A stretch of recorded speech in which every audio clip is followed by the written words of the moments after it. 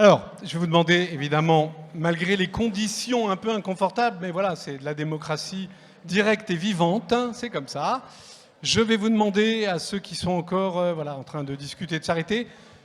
On va commencer notre réunion débat sur l'eau, le passage, enfin la décision prise par la ville et par les villes, les 9 villes qui ont pris la décision que vous allez nous présenter. Mais je vais tout de suite vous demander, Madame la maire, d'abord, quelle est au fond la raison qui vous a poussé à organiser cette réunion, j'allais dire un jour de septembre, sortie des vacances, rentrée scolaire, où il y a plein d'urgences, etc., faire un débat sur l'eau, dont on peut se dire est-ce que ça intéresse vraiment les gens, mais là on a la réponse.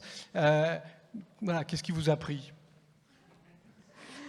Alors tout d'abord, je voudrais vous saluer, vous dire que je suis ravie d'être avec vous ce soir, entourée de mon équipe municipale. Et donc, qu'est-ce qui nous a poussé Qu'est-ce qui vous a pris, oui. à vous inviter à ce débat? Eh bien, je dirais que c'est une opportunité que nous a donnée la loi NOTRe de la nouvelle organisation territoriale de 2016. Excusez-moi, je vais enlever mon masque parce que je n'arrive pas à parler. Et donc, cette loi a permis aux communes de pouvoir refaire un choix sur la gestion de l'eau. Comment les communes peuvent gérer leur distribution et leur achat d'eau. Donc comment cela s'est passé ? Eh bien, cette loi a récupéré la compétence eau, l'a reprise aux syndicats et l'a redonnée aux villes pour qu'elles la donnent au territoire. Vous savez que dans la loi de 2016, il y a eu la création de la métropole du Grand Paris, donc Paris et une centaine de villes alentours. Et cette métropole est composée de 12 territoires. Nous sommes dans le 12e territoire qui est composé de 24 villes. Et dans ces 24 villes, eh bien, il y a 9 villes, dont Fresnes, qui ont décidé, avec cette possibilité de retravailler, de re-questionner la gestion de l'eau, eh bien, elles ont décidé de ne pas réadhérer automatiquement au CEDIF et de se poser la question à elles-mêmes, aux élus, mais aussi à leur population. Donc c'est pour cela que nous sommes là ce soir. C'est pour partager avec vous ce choix de société. Comment on souhaite avoir notre gestion de l'eau? Est-ce qu'on souhaite continuer à faire partie d'un énorme syndicat qui est dans les mains d'une grande multinationale appelée Veolia? Ou est-ce qu'on souhaite, avec 8 autres villes, se créer une régie de l'eau à notre taille et sur laquelle nous aurons la main, sur laquelle nous pourrons agir et faire en sorte que nous puissions avoir des mesures environnementales et sociales qui nous conviennent et qui conviennent à l'avenir que l'on souhaite pour nos enfants et pour nos descendants. Alors, une question encore, et puis ensuite on va tout de suite passer au cœur du débat. Qu'est-ce que vous attendez de la réunion de ce soir, puisque les 9 communes se sont prononcées? Vous êtes en train, on a vu ça dans toute la ville quand je l'ai traversée, proposer aux gens de voter sur cette question. Donc, que vient faire ce débat-là? C'est-à-dire, qu'est-ce qu'il peut apporter? Qu'est-ce que vous en attendez? En quoi est-ce qu'il est utile? Alors, d'expérience, nous savons que les Fresnois sont très attentifs à communiquer leurs sentiments et à communiquer leur avis sur l'avenir de leur ville. On l'a vu avec la démarche Fresnes demain que nous avons engagée avec vous d'ailleurs il y a 2 ans. Les Fresnois étaient très partants et très intéressés pour nous donner leur vision de leur ville.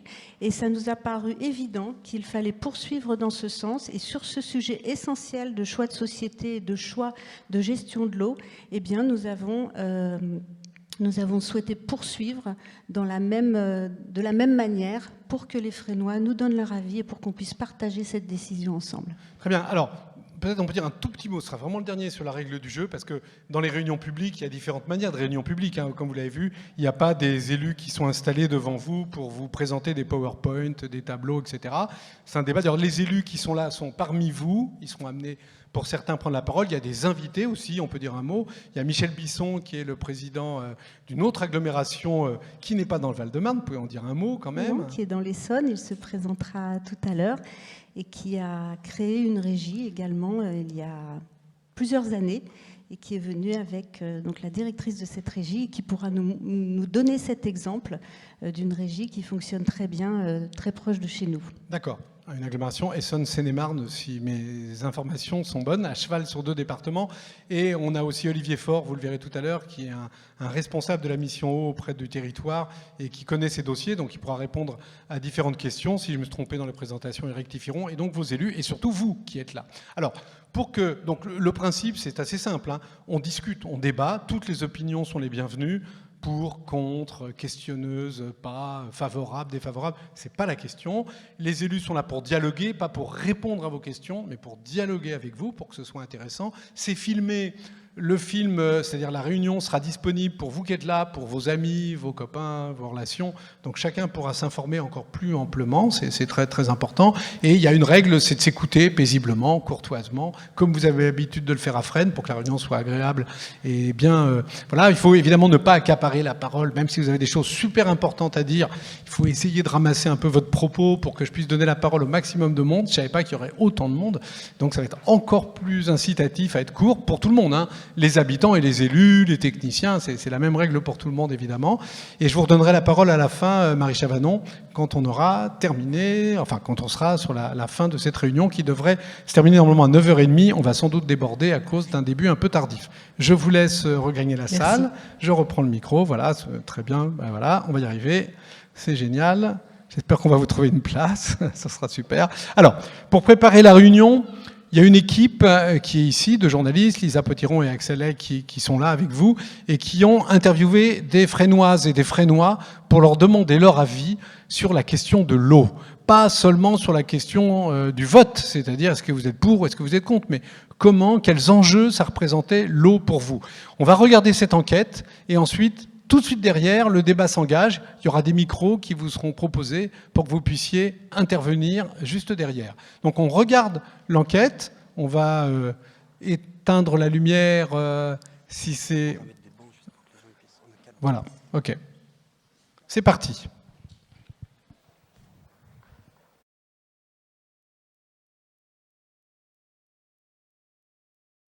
L'eau, ça évoque pour moi, en termes de souvenirs d'enfance, quelque chose qui m'apaisait. Quand il pleuvait, en fait, on vivait dans des maisons qui étaient recouvertes en fait par des tôles. Et du coup, le bruit produit en fait par l'eau, ça m'incitait en fait à dormir, à me reposer. J'ai plus vraiment de relation en tant que telle avec l'eau aujourd'hui, parce qu'il y en a tout le temps. Donc des fois, on oublie même que si on n'en a pas, ça peut être grave en fait. L'eau pour moi, ça évoque une nécessité absolue. Pour la vie, pour boire, pour se laver. Se laver, c'est énorme pour moi. Quand j'étais enfant, on avait juste un lavabo et pas de baignoire. Un lavabo pour 5 personnes en plus. Et donc chaque fois que je prends une douche, je suis peut-être la seule au Thibaut à me dire « Ah, c'est merveilleux !»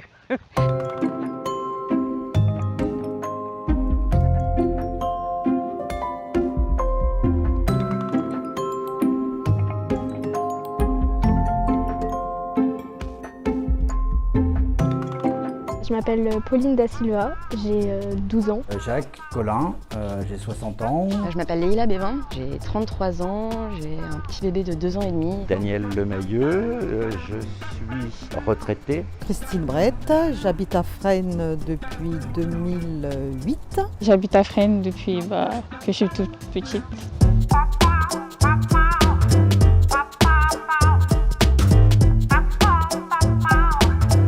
Bon, on refait.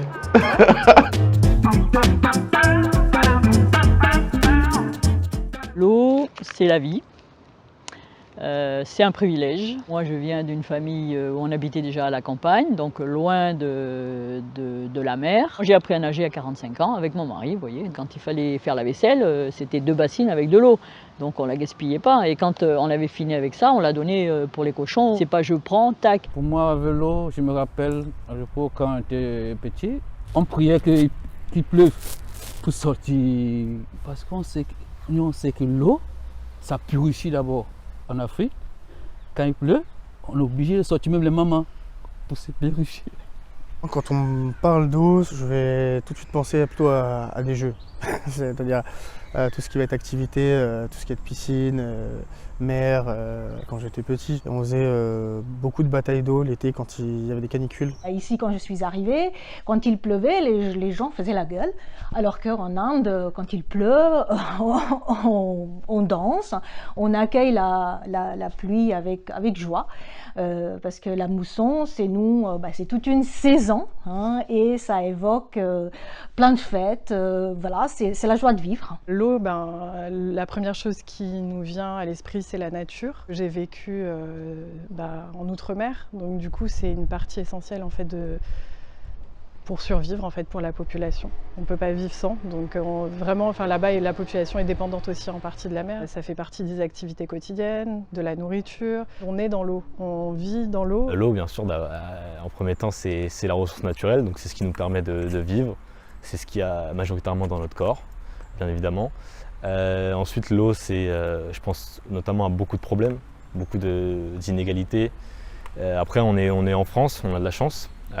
On a très peu d'inégalités en France, même si elles existent, tout le monde peut boire comme il le souhaite. Il y a des endroits sur la planète où on n'a pas d'eau. Je crois qu'il y a à peu près 1 milliard de personnes qui n'ont pas un accès, je dirais, facilité, voire pas d'accès à l'eau. Même en France, même ici, l'eau n'est pas une richesse sur laquelle on peut se dire « oh là, pas de problème ». Il y a de nombreux paysans, dans certaines régions, qui ont de grosses difficultés par rapport à leur récolte. Je suis originaire du Maroc, donc je suis né là-bas et c'est un pays qui est assez désertique où l'eau c'est une ressource qui est très, très importante. Sans eau, il n'y a pas d'agriculture, il n'y a pas de nourriture, il n'y a pas d'économie, donc c'est un élément qui est vital pour l'économie et aussi pour la vie. Pour moi, l'eau c'est quelque chose d'important, surtout que je viens dans un pays qui est Mauritanie, qui a un peu de galère par exemple pour avoir de l'eau. Je me rappelle quand on était petit, ma grand-mère elle me donnait de l'argent avec mes cousins, on partait acheter de l'eau et parfois c'était très cher tellement il y en avait peu. En France il n'y a pas de problème de l'eau, il y a des robinets partout. Par contre l'eau en Afrique je trouve est beaucoup plus agréable à boire quand même. Moi je consomme l'eau du robinet en Côte d'Ivoire. Moi j'achète pas l'eau en bouteille. Par contre, l'eau de robinet de Fresnes, moi, ça passe pas très bien. Je l'utilise seulement que pour me laver et pour cuisiner. La France, c'est un pays, c'est grand. Mais l'eau, surtout, je n'arrive pas à consommer, ça passe pas. Mais par contre, dans mon pays, j'arrive à boire, mais ici, non. Je bois l'eau potable du robinet. C'est vrai que j'ai toujours vécu comme ça. Ici, je trouve pas qu'elle ait un goût particulier. Moi, je trouve pas qu'elle soit particulièrement calcaire. Après, j'ai récemment du coup fait des travaux moi chez moi. J'ai créé du coup un système de récupération d'eau de pluie qui va permettre d'arroser du coup l'extérieur, parce que je trouve que c'est vraiment gaspillé que d'utiliser de l'eau potable pour l'extérieur. La question de l'eau, c'est pas une question qui me travaille réellement. Je suis conscient qu'il y a des problématiques. D'épuration de l'eau, de gestion de l'eau afin qu'elle soit potable et puis de pollution, mais ça ne m'inquiète pas en fait. En France, je pense que rares sont les régions où on se pose la question de boire de l'eau en bouteille ou pas, quoi. Enfin, quand on habite des endroits comme Fresnes, on boit l'eau du robinet de manière naturelle. Je pense que les gens aujourd'hui commencent à prendre conscience qu'il faut économiser l'eau, qu'il faut y faire attention, qu'on laisse pas couler l'eau quand on se brosse les dents, qu'on prend plutôt une douche qu'un bain. J'ai un souvenir de gaspillage d'eau dans les écoles où l'eau coulait en permanence. Dans les toilettes, c'était du matin au soir, la nuit, sans arrêt. Quand j'en ai parlé, on m'a dit « oh bah oui, mais il faut qu'on fasse réparer », mais c'est resté, ça n'a jamais été réparé. L'eau m'évoque surtout un moyen de survie. Je sais qu'en été surtout, on utilise beaucoup d'eau. Par exemple, la piscine, ça consomme beaucoup d'eau. Les batailles d'eau, pareil. Et il faudrait peut-être éviter. L'eau, c'est vital. On en a besoin toujours pour tout faire. Et quand il y a un problème d'eau, c'est la galère. L'eau, j'en utilise beaucoup. Dans la vie quotidienne, on est un petit peu obligé d'utiliser beaucoup d'eau. C'est dommage parce que ça gaspille l'eau pour plus tard. Des fois, on est un petit peu égoïste. On pense qu'à nous, on se dit bon, c'est de l'eau du robinet, on le laisse couler pendant qu'on se brosse les dents, par exemple. Et on pense pas aux autres. Aujourd'hui, l'eau, elle est très facile d'accès, alors que peut-être dans 5 ans, 10 ans, il faudra aller faire parcourir plusieurs kilomètres pour trouver de l'eau potable. Et dans le futur, j'aurai sûrement des enfants et j'ai pas envie que mes enfants vivent dans un monde où il n'y a pas beaucoup d'eau, où ils doivent lutter pour vivre. En France, on est relativement épargné, en tout cas à Paris. Je sais qu'il y a des inondations, etc., qui commencent à être de plus en plus fréquentes. Même dans mon entourage, j'ai un collègue, quand il a acheté sa maison, on lui a dit « on a été inondé une fois en 10 ans, ça n'arrive jamais ». Bah maintenant, c'est tous les ans, voire plusieurs fois par an. Donc on peut imaginer que ça va faire que se dégrader. L'eau dans l'avenir, moi je pense que c'est un sujet d'inquiétude majeur à avoir. On s'aperçoit que cette eau justement n'est plus aussi abondante qu'elle était auparavant et que par le biais de la pollution, les sources d'eau potable sont réduites.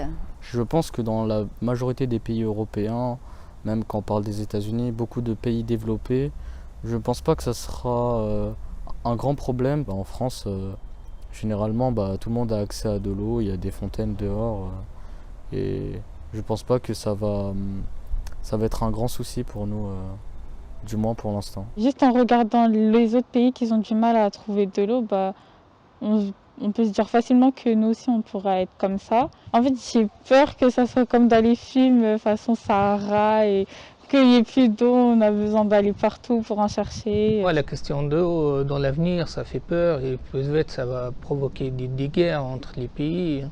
C'est comme tout ce qui se passe avec l'Éthiopie, l'Égypte, tout ça, c'est à cause de l'eau. Le grand barrage entre l'Éthiopie et l'Égypte, les Égyptiens, ils n'ont pas le droit à utiliser l'eau du Nil. Les agriculteurs et tout, ils vont souffrir. Il ne faudrait pas que cette eau devienne une puissance qui permette de restreindre des droits. Et certains pays sont complètement dépendants de systèmes pas forcément politiques, mais économiques, qui leur orientent d'ailleurs leur vie et leur gestion du quotidien. Il y a des États, par exemple aux États-Unis déjà, où l'eau va devenir en fait quelque chose de commercial, sur lesquels on aura en fait des valeurs spéculatives, un peu comme l'or ou d'autres matières premières en fait. Moi je pense pas qu'on va manquer d'eau dans l'avenir parce que simplement hier soir j'ai vu un petit reportage sur TF1, dans certains pays ils arrivent à faire pleuvoir les nuages. Donc peut-être que demain on aura des solutions pour certains pays qui manquent d'eau. Avec l'avenir, on n'aura peut-être plus besoin de se poser la question. Cette question de l'eau, on va se demander qui aura le droit, qui pourra avoir accès, qui pourra se permettre de la payer. Au Moyen-Orient, ils ont de l'argent pour payer cette eau et on se rend compte de l'inégalité entre le Moyen-Orient et l'Afrique subsaharienne par exemple. Et c'est énorme parce que là on se rend compte vraiment du pouvoir de l'argent et du pouvoir de l'argent qui va augmenter au fur et à mesure des années sur l'eau. Pour moi, les enjeux, c'est vraiment la gestion de l'eau au quotidien. En me promenant, je voyais les jardiniers municipaux arroser les plantes. Et par intérêt, je me suis renseignée d'où venait cette eau. Est-ce que c'était de l'eau des pluies? Eh ben non, j'étais désagréablement surprise que ce n'était pas de l'eau récupérée. Qui dit les charges communales dit aussi l'argent de notre poche. Il faudra déjà résoudre le problème des inondations parce que c'est récurrent et je pense que les réseaux ne sont pas adaptés. Il y a tous des territoires de Fresnes qui sont inondés quand il pleut beaucoup. Et cette eau, au lieu de juste chercher à l'évacuer, il faudrait la récupérer pour l'utiliser au moins pour les espaces publics. Faire des réserves pour les envoyer à ceux qui n'ont pas trop la chance d'en avoir. Partager l'eau équitablement dans le monde, car j'ai envie que ma ville soit un exemple pour inciter les autres villes à faire pareil. Donner accès aux personnes qui n'ont pas assez de moyens, peut-être moins cher ou même gratuitement, c'est quelque chose de vital dans la vie, quotidienne. Alors d'aujourd'hui, il y a le Covid, on a besoin de se laver les mains. Pour moi, c'est ça le plus important, éviter le gaspillage. Il faut sensibiliser un peu tout le monde. Et voilà, faire comprendre surtout aux jeunes, passer par exemple dans les collèges, dans les lycées, que voilà, qu'il y en a de moins en moins, il faut faire attention. Et surtout qu'ils pensent un peu aussi à leurs parents, qui paye l'eau. Moi, personnellement, je ne sais pas ça coûte combien, mais je pense quand même que ça coûte un peu cher. C'est important pour moi d'avoir des infos sur la qualité de l'eau parce que je ne sais pas ce que je consomme. Alors, est-ce qu'il y a des nitrates? Enfin, j'en sais rien. Elle est contrôlée, mais on ne sait pas exactement ce qu'il y a dedans puisqu'on n'a pas d'informations. Enfin, ici au Thibaude, parce que quand on va se baigner sur une plage, par contre, à l'entrée, on a la qualité de l'eau. Ce qui me paraît un peu étrange. Il faut l'eau de qualité. Moi, j'ai pas de confiance de le robinet. Parce qu'il y a les calcaires dedans. Il y a les calcaires, on n'arrête pas. Moi, j'ai peur de boire de l'eau de robinet. Parce que déjà, il y a du goût, il n'est pas bon. Quand on lave déjà, le pot est sec, les cheveux, ça casse. L'enjeu, pour moi, le principal, c'est plutôt de savoir qu'est-ce qu'il y a dans l'eau. Parce que moi, je sais que je bois l'eau du robinet, mais à part qu'il y a du calcaire, je ne sais pas vraiment ce qu'il y a dedans. Donc ce serait plutôt d'être transparent au niveau de la composition. Qui nous donne des informations sur, par exemple, l'eau du robinet, parce qu'on nous dit on peut la boire ou on ne peut pas la boire, mais on ne sait pas ce qu'il y a dedans. On pourrait faire passer ces informations dans les écoles, à la télévision, dans les journaux, pour pas qu'il y ait des personnes qui, comme mon père, ne boit pas l'eau du robinet, achètent des bouteilles et polluent la mer, les océans, la planète. C'est avoir des initiatives comme par exemple mettre en place des fontaines publiques. On vous donne l'accessibilité à l'eau qui est gratuite, qui est de qualité. Et pour moi, c'est un moyen de promotion. Ce que j'attends de plus de ceux qui gèrent l'eau ici à Fresnes, un service de gestion, de réparation notamment, qui serait beaucoup plus important et qui serait presque à la demande. Aujourd'hui, dans une société un peu très connectée, ce serait bien d'avoir par exemple, je sais pas, une application qui pourrait à chaque problème juste cocher une case et avoir un rendez-vous dans la journée. C'est par là qu'on doit passer pour s'améliorer. Cette initiative de faire gérer l'eau par les communes elles-mêmes me semble excellente parce que c'est le seul moyen que l'on ait de ne pas marchandiser l'eau et de rendre l'eau à la population. De plus grandes chances que ma facture d'eau soit à son juste prix et ne soit pas augmentée pour des actionnaires. Cette initiative de quitter ce syndicat d'Île-de-France est excellente puisque c'est Veolia qui gère et c'est une société privée. Donc déjà, je suis tout à fait, je suis pas d'accord qu'on fasse des profits. Ça me scandalise. Par ailleurs, je pense qu'une commune, si chaque commune gère son eau, elle sera mieux gérée, à mon avis. On aurait une possibilité, quelqu'un en face, pour discuter, pour demander des explications si vraiment le tarif est par exemple exorbitant. L'initiative de reprendre la main sur la gestion de l'eau me permettrait d'avoir des interlocuteurs au quotidien, en direct, de ne pas avoir à justement passer par des intermédiaires sur lesquels je n'obtiens pas spécifiquement de réponse. On a déjà eu un dégât des eaux chez nous qui nous a complètement inondé la maison et j'ai jamais réussi à avoir de réponse concrète de la part du prestataire. Quand on a une personne face à nous, c'est quand même différent que quelqu'un par téléphone qui ne connaît pas spécifiquement notre situation. Aujourd'hui, Veolia est pro dans le domaine. Je ne vois pas pourquoi on le ferait changer demain, faire passer les communes à gérer les canalisations, c'est pas leur rayon. Est-ce qu'on aura le même service demain si c'est plus Veolia? Aujourd'hui, Veolia, on les connaît, on arrive à les joindre, il n'y a aucun souci. Est-ce qu'on pourra les joindre aussi facilement si dans la nuit il y a une fuite d'eau? Est-ce que ça? Je ne pense pas. Je ne comprends pas pourquoi le changement. Il faut qu'on nous explique le pour, le contre. La perception qu'on a, c'est que quand c'est géré au niveau d'une mairie, c'est géré de manière plus fine, peut-être dans la gestion du réseau, par rapport à différents quartiers qui peuvent poser problème sur des fuites ou autres, et puis des problématiques propres à certaines habitations. C'est la finesse que peut avoir une mairie par rapport à un grand groupe. C'est le retour vers des gestions publiques de choses qui est publique, quoi. Je trouve ça un petit peu compliqué.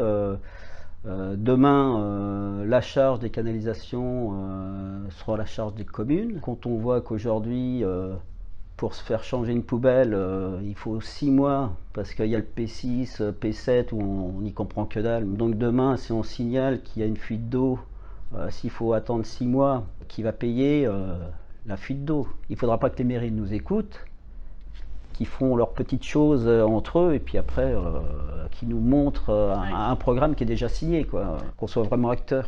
Cette initiative, je la trouve intéressante, hein, mais je me pose des questions.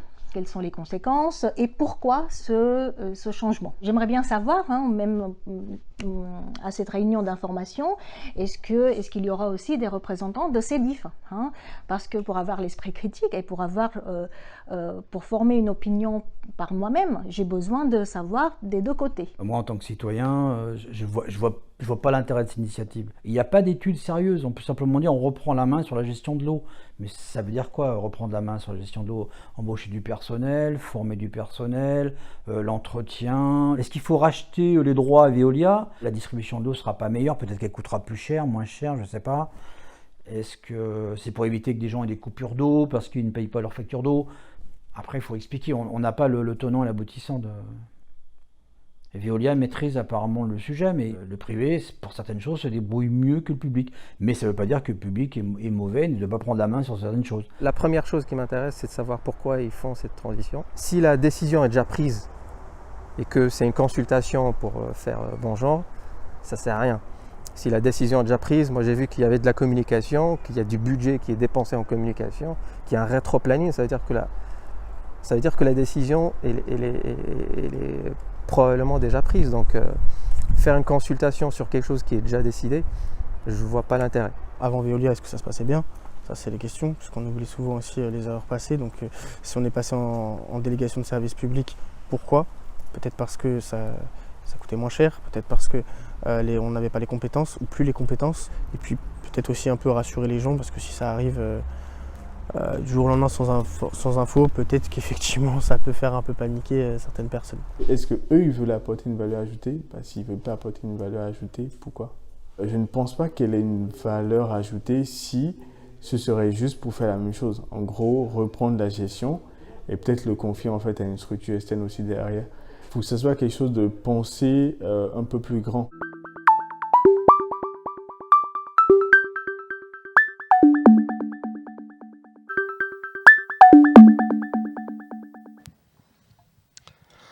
Voilà le point de vue de ceux qu'on a entendus. Bien sûr, ça ne représente pas toute la population fresnoise, mais merci quand même à ceux qui ont pris du temps dans la semaine pour nous donner leur avis. Et on peut remarquer que la plupart des gens ont un avis sur l'eau, contrairement à ce qu'on peut peut-être penser des fois, et que ça les intéresse, la preuve, votre présence. Alors, on va donner la parole à la salle, comme je l'ai dit tout à l'heure, pour nourrir un peu la réflexion. Beaucoup de questions, hein.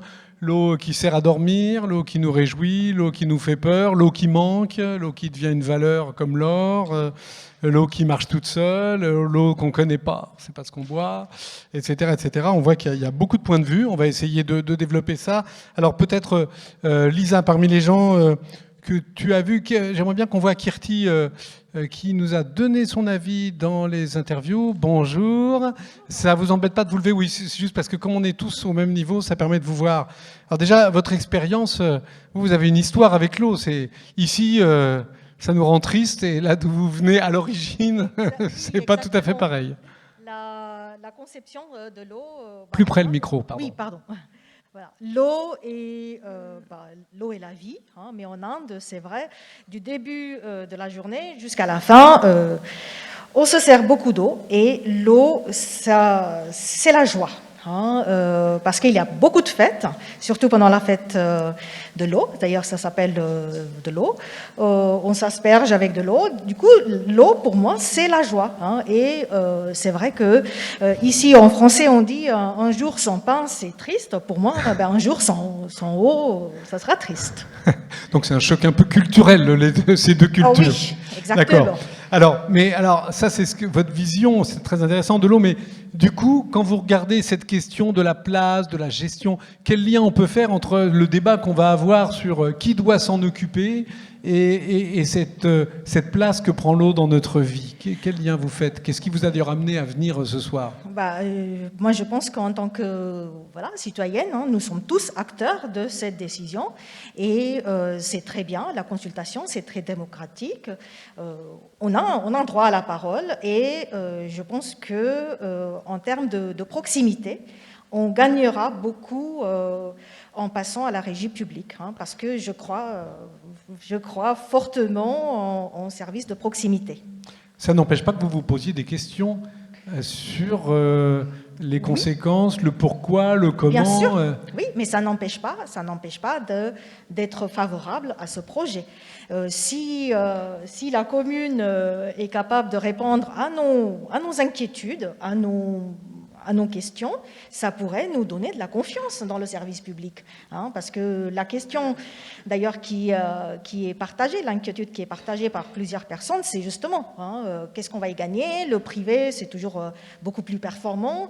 Je sais, je suis fonctionnaire, je travaille à l'éducation nationale, tout le monde se dit, les professeurs à l'éducation nationale, c'est du n'importe quoi, ils sont tout le temps en grève ou en congé maladie.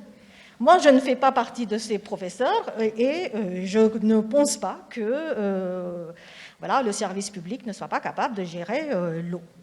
Et nous sommes tous acteurs. Du coup, s'il y a besoin d'aide, en termes de conseils, en termes de... on y est, on est là tous. Très bien. Alors, je voudrais bien qu'on passe la parole au jeune homme là, qui est au premier rang qu'on a vu dans l'enquête. Voilà, je vais vous laisser vous présenter. J'ai oublié votre prénom, c'est pour ça que je dis le jeune homme. Allez-y. Moi, je m'appelle Élie. D'accord, vous êtes un Frénois aussi. Oui, un Frénois. Et d'abord, pourquoi vous êtes venu ce soir? Moi, je suis venu parce que je suis curieux avant tout. Je voulais voir comment ça se passait, un débat public. Et surtout, c'est intéressant. Moi, personnellement, je vis encore chez mes parents. Donc, la question de l'eau, financièrement, par exemple, je ne suis pas concerné. Mais ça m'intéresse de voir comment tous ces gens ici débattent à propos de ça et tous ces gens qui sont concernés décident. Ce qui nous a beaucoup frappé quand on faisait l'enquête, c'est que spontanément, chacun parlait de son histoire avec l'eau. Le pays d'où il vient quand il ne vient pas d'ici, ou son passé ici quand il a un peu d'ancienneté, ou bien son rapport personnel, etc. Alors ça, c'est un débat très intéressant.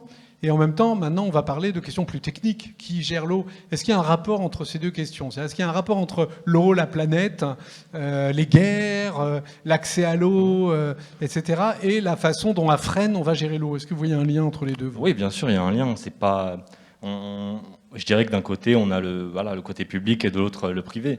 On sait qu'aujourd'hui, ça a toujours été réglé par le privé dans le monde entier. C'est aussi une des grandes raisons de tous les conflits qu'on observe liés à l'eau.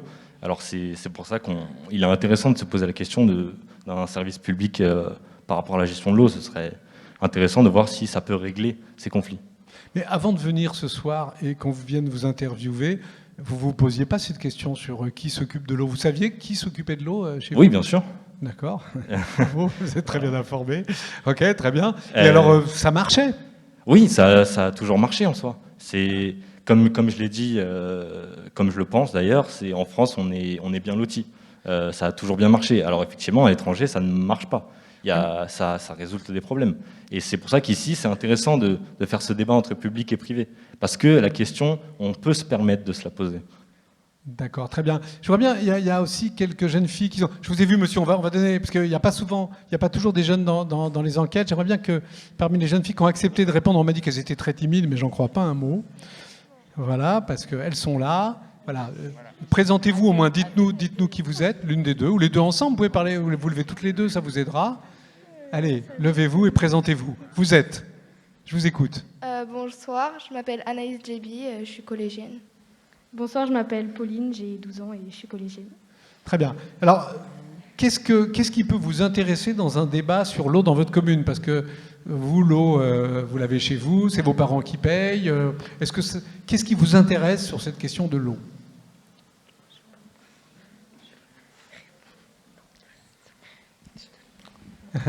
Non, pas toi, non, pas toi. Comment? Laissez-les. C'est bien, elles vont y arriver, vous inquiétez pas. Vas-y.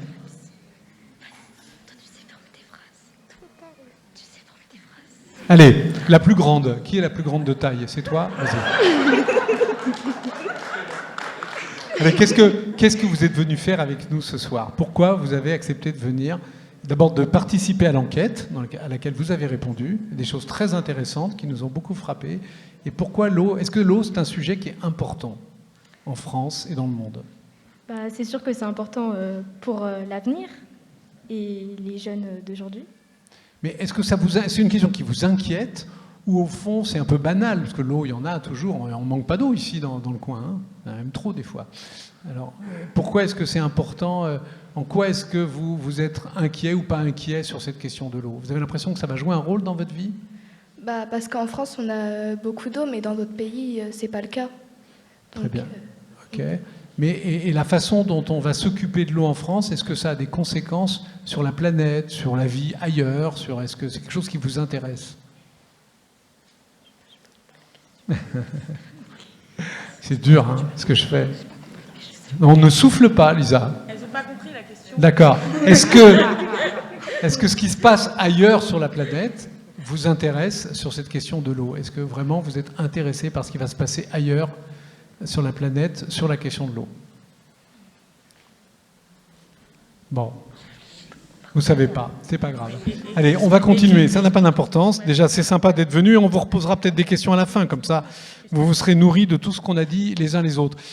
Qu'est-ce que, dans la salle, qui est-ce qui a envie de réagir aussi à tout? On va revenir bien sûr sur la régie publique, régie privée, comment ça va se passer. Vous inquiétez pas, on va y passer une grande partie du débat, mais j'aimerais avoir vos réactions aussi sur ce qu'on dit, tous ces Fresnoises et ces Fresnois, sur l'importance qu'avait l'eau dans nos vies, la façon dont c'était ou pas inquiétant. Allons-y. Qui a le micro? Là, j'ai pas vu. Pouvez vous lever, ça vous ennuie pas? Excusez-moi, j'ai pas suivi toute la voilà, question. c'est pas grave, c'est pas n'importe. Pourquoi est-ce que c'est une question qui justifie votre présence ce soir? Pourquoi est-ce que l'eau est une question aussi importante dans notre pays? L'eau, c'est vital, c'est ce que j'expliquais un petit peu dans l'interview qui nous a été faite. C'est intéressant, c'est universel, c'est un droit universel auquel on doit accéder. Donc c'est important de nous inclure dans ce débat et c'est génial qu'on soit là tous ce soir et qu'on puisse en débattre. On a les prochaines générations qui sont derrière. Il y a des enjeux pour eux aussi derrière. On a un accès illimité actuellement, ce ne sera peut-être pas toujours le cas. Et comme on expliquait, droit universel, c'est important peut-être que ça devienne public plutôt que ça reste privé. Et c'est important effectivement qu'on puisse en discuter ce soir et qu'on laisse à tout le monde en discuter et échanger. Bien sûr. Vous pensez vraiment, parce qu'il y en a plusieurs qui le disent, ils parlaient de l'exemple des États-Unis où l'eau devient une marchandise, comme ils disaient, c'est comme l'or. Oui. Hein, okay. Mais est-ce que vous croyez vraiment que c'est un bien naturel commun qui pourrait être limité? Parce que pour l'instant, c'est pas le cas. Pour l'instant, à part le prix, bien sûr, qui est très important. Pour l'instant, c'est pas le cas. Mais comme on expliquait, on parle de tarifs. Malheureusement, ça se valorise derrière. On n'a pas directement en fait mainmise sur cette denrée entre guillemets. Donc du coup, c'est important de savoir qui la maîtrise, qui le contrôle derrière.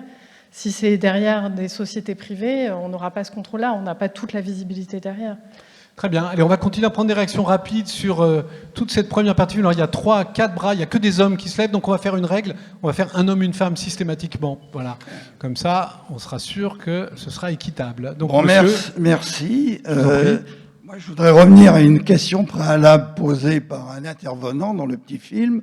Est-ce que la décision est déjà prise? Si elle n'est pas déjà prise, comment se prennent les décisions au sein du groupe de communes qui voudraient passer à la régie? Est-ce que ce sont des décisions à la majorité ou l'unanimité est-elle requise? Très bien, merci. Alors, je vous propose une chose, on garde bien la question. Je vais donner la parole à un élu dans un instant et j'en profiterai pour relayer votre question. Au fond, est-ce qu'on fait un débat sur une décision qui est déjà actée, et on se demande pourquoi dans ces cas-là, ou est-ce que c'est encore une décision qui doit être finalisée? On va leur poser la question. Alors, une dame maintenant, hein. Je ne donnerai pas la parole à un homme tant qu'il n'y aura pas une dame qui se sera décidée. Voilà, madame, vous avez levé la main. Là, derrière, la dame, voilà, levez... Non? Si, j'ai vu que vous leviez la main. Ah, il faut y aller, hein. Il faut y aller, hein. La maman de... Ah, mais je serais impitoyable avec ça, vous pouvez me croire. Madame, si vous pouvez vous lever, ce serait super. C'est pas obligé, mais c'est pratique pour nous, pour vous voir. Je ne sais pas trop quoi dire, on me donne voilà, le micro. Merci, c'est très gentil. On me donne le micro. Je suis la maman de Pauline qui a parlé tout à l'heure. Très bien. Je ne sais pas trop quoi vous dire. Moi, je suis venue pour avoir des informations. Juste peut-être dire un petit quelque chose. Quand vous dites qu'en France, tout le monde a accès à de l'eau, pas tout le monde. Il y a des gens qui sont SDF. Et pour eux, l'été, c'est extrêmement difficile. Donc, quand ma fille, elle disait, effectivement, est-ce qu'on peut partager l'eau, que tout le monde y ait accès, on pourrait aussi penser à ceux qui n'ont pas de domicile. Bon, je suis assistante sociale, c'est peut-être aussi pour ça que je dis ça, mais il n'empêche, il y a des gens en France qui n'ont pas d'eau. Et aussi des gens qui n'arrivent pas à payer leur facture d'eau. Très bien. Voilà. Et alors là, on va discuter, ça sera le deuxième temps qui va venir de notre discussion sur qu'est-ce que ça change de passer entre une régie publique, enfin une régie privée, enfin un acteur privé pour être opérateur de la distribution ou du public, hein, c'est le débat qui depuis tout à l'heure commence à pointer. Est-ce que vous attendez sur cette question de l'accès, du prix, vous attendez quelque chose de différent?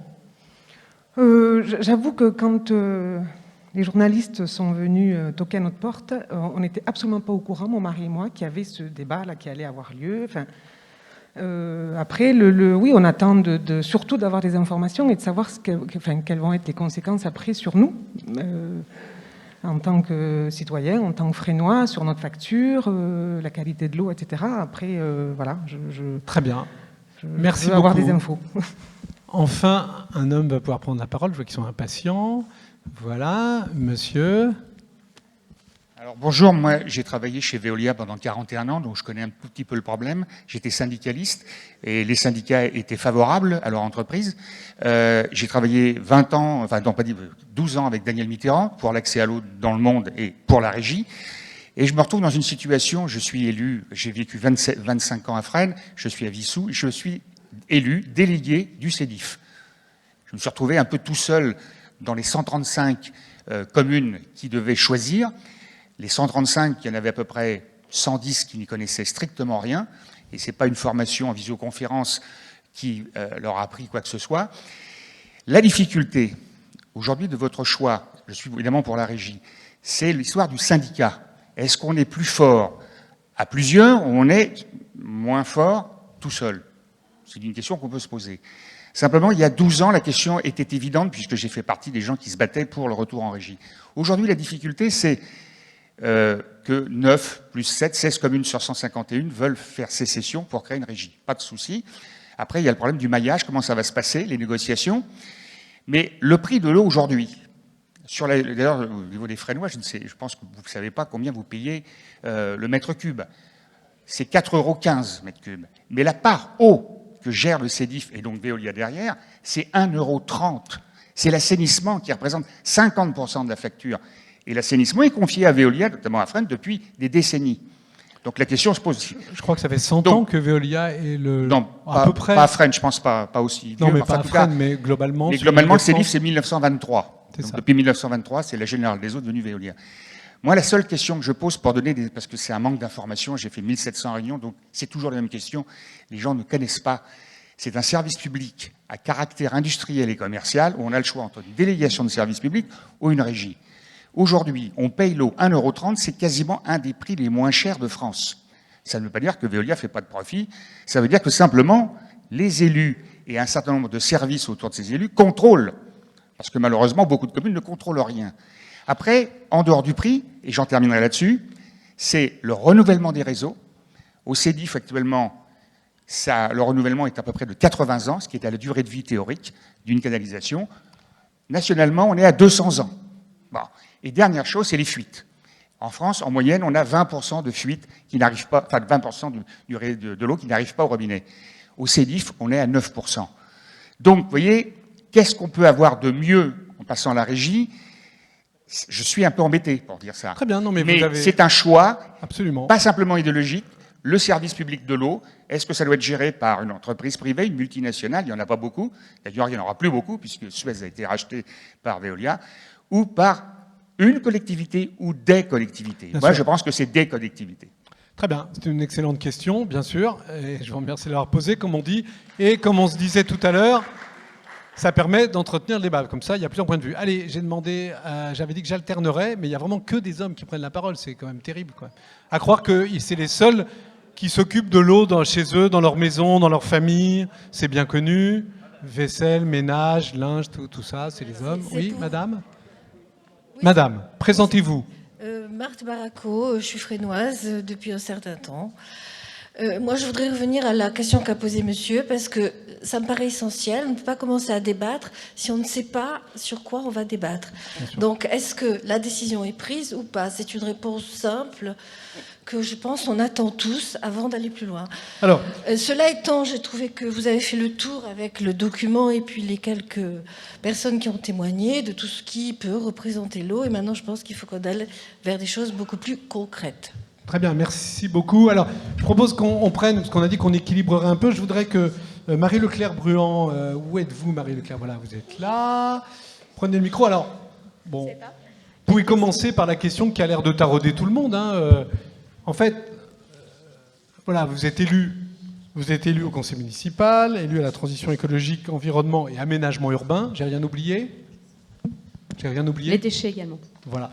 Donc déjà, la première question, faut s'y coller.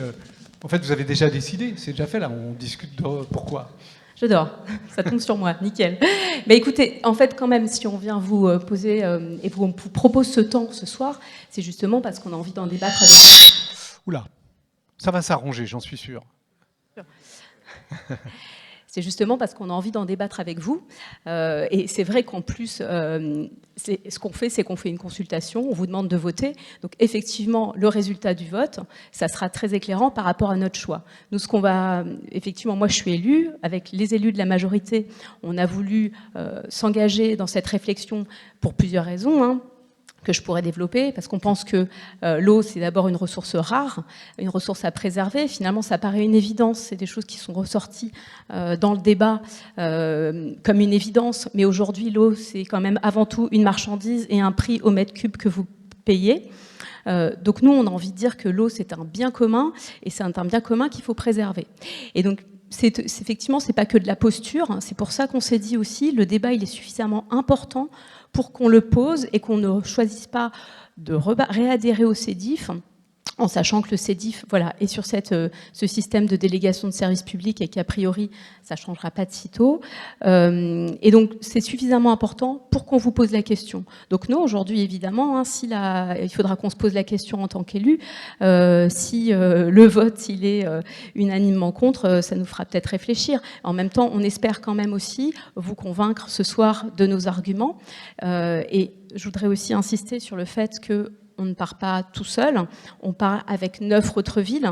Ça fait plus de, 500 000 habitants, quelque chose comme ça.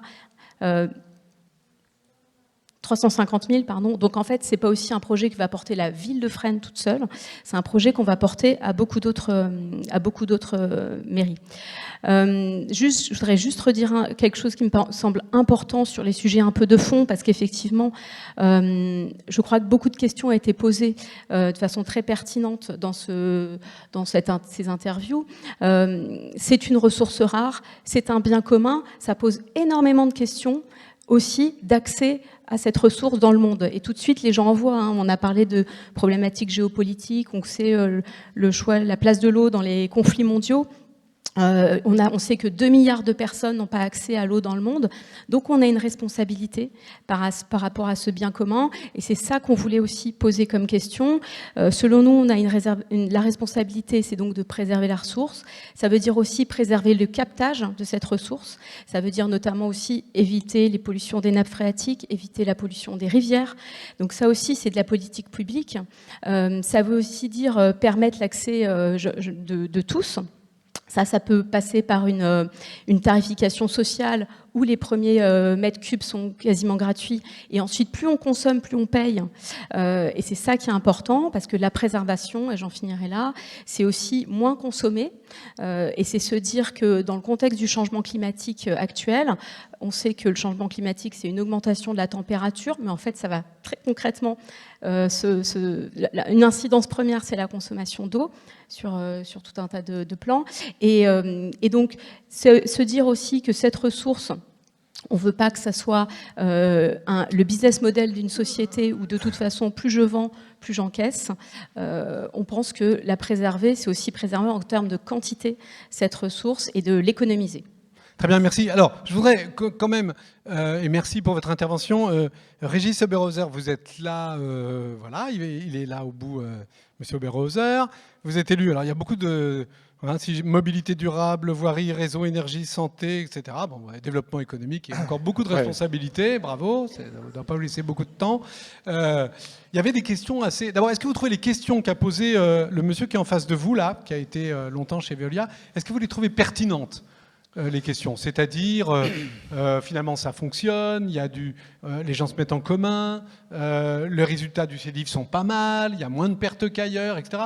Et là vous dites non, on va changer de système. Donc est-ce que c'est pas un peu inquiétant de passer d'un système qu'on connaît et qui a l'air, d'après monsieur, de plutôt obtenir des résultats à un système qu'on ne connaît pas? Alors, une des toutes premières réponses que je pourrais faire là-dessus, étant en charge justement des réseaux, ça fait maintenant à peu près 7 ans que je suis élu. Sur les 7 ans, je n'ai pas connu de programmation sur la rénovation du réseau sur Fresnes, alors qu'on sait qu'on a une partie qui est extrêmement vieille, qui a pratiquement 80 ans, et on se retrouve avec des secteurs avec des fuites très régulières. Et il a fallu être dans la bataille, à la fois avec Veolia et surtout avec le CEDIF, pour qu'enfin Veolia règle, et on a eu des problématiques de conservation du domaine public de manière extrêmement importante. Moi, je n'ai pas tout à fait les mêmes données que monsieur, et puis on s'est intéressé à ce qu'a dit la Chambre régionale des comptes sur cette question-là, et puis pour des questions qui ont été posées aujourd'hui pour nous, et c'est un des premiers, en tout cas, intérêts de la régie publique, c'est que l'eau paye l'eau et pas plus. Ça veut dire quoi, ça ? Ça veut dire qu'aujourd'hui, Veolia est une multinationale avec des actionnaires qu'il faut savoir rémunérer.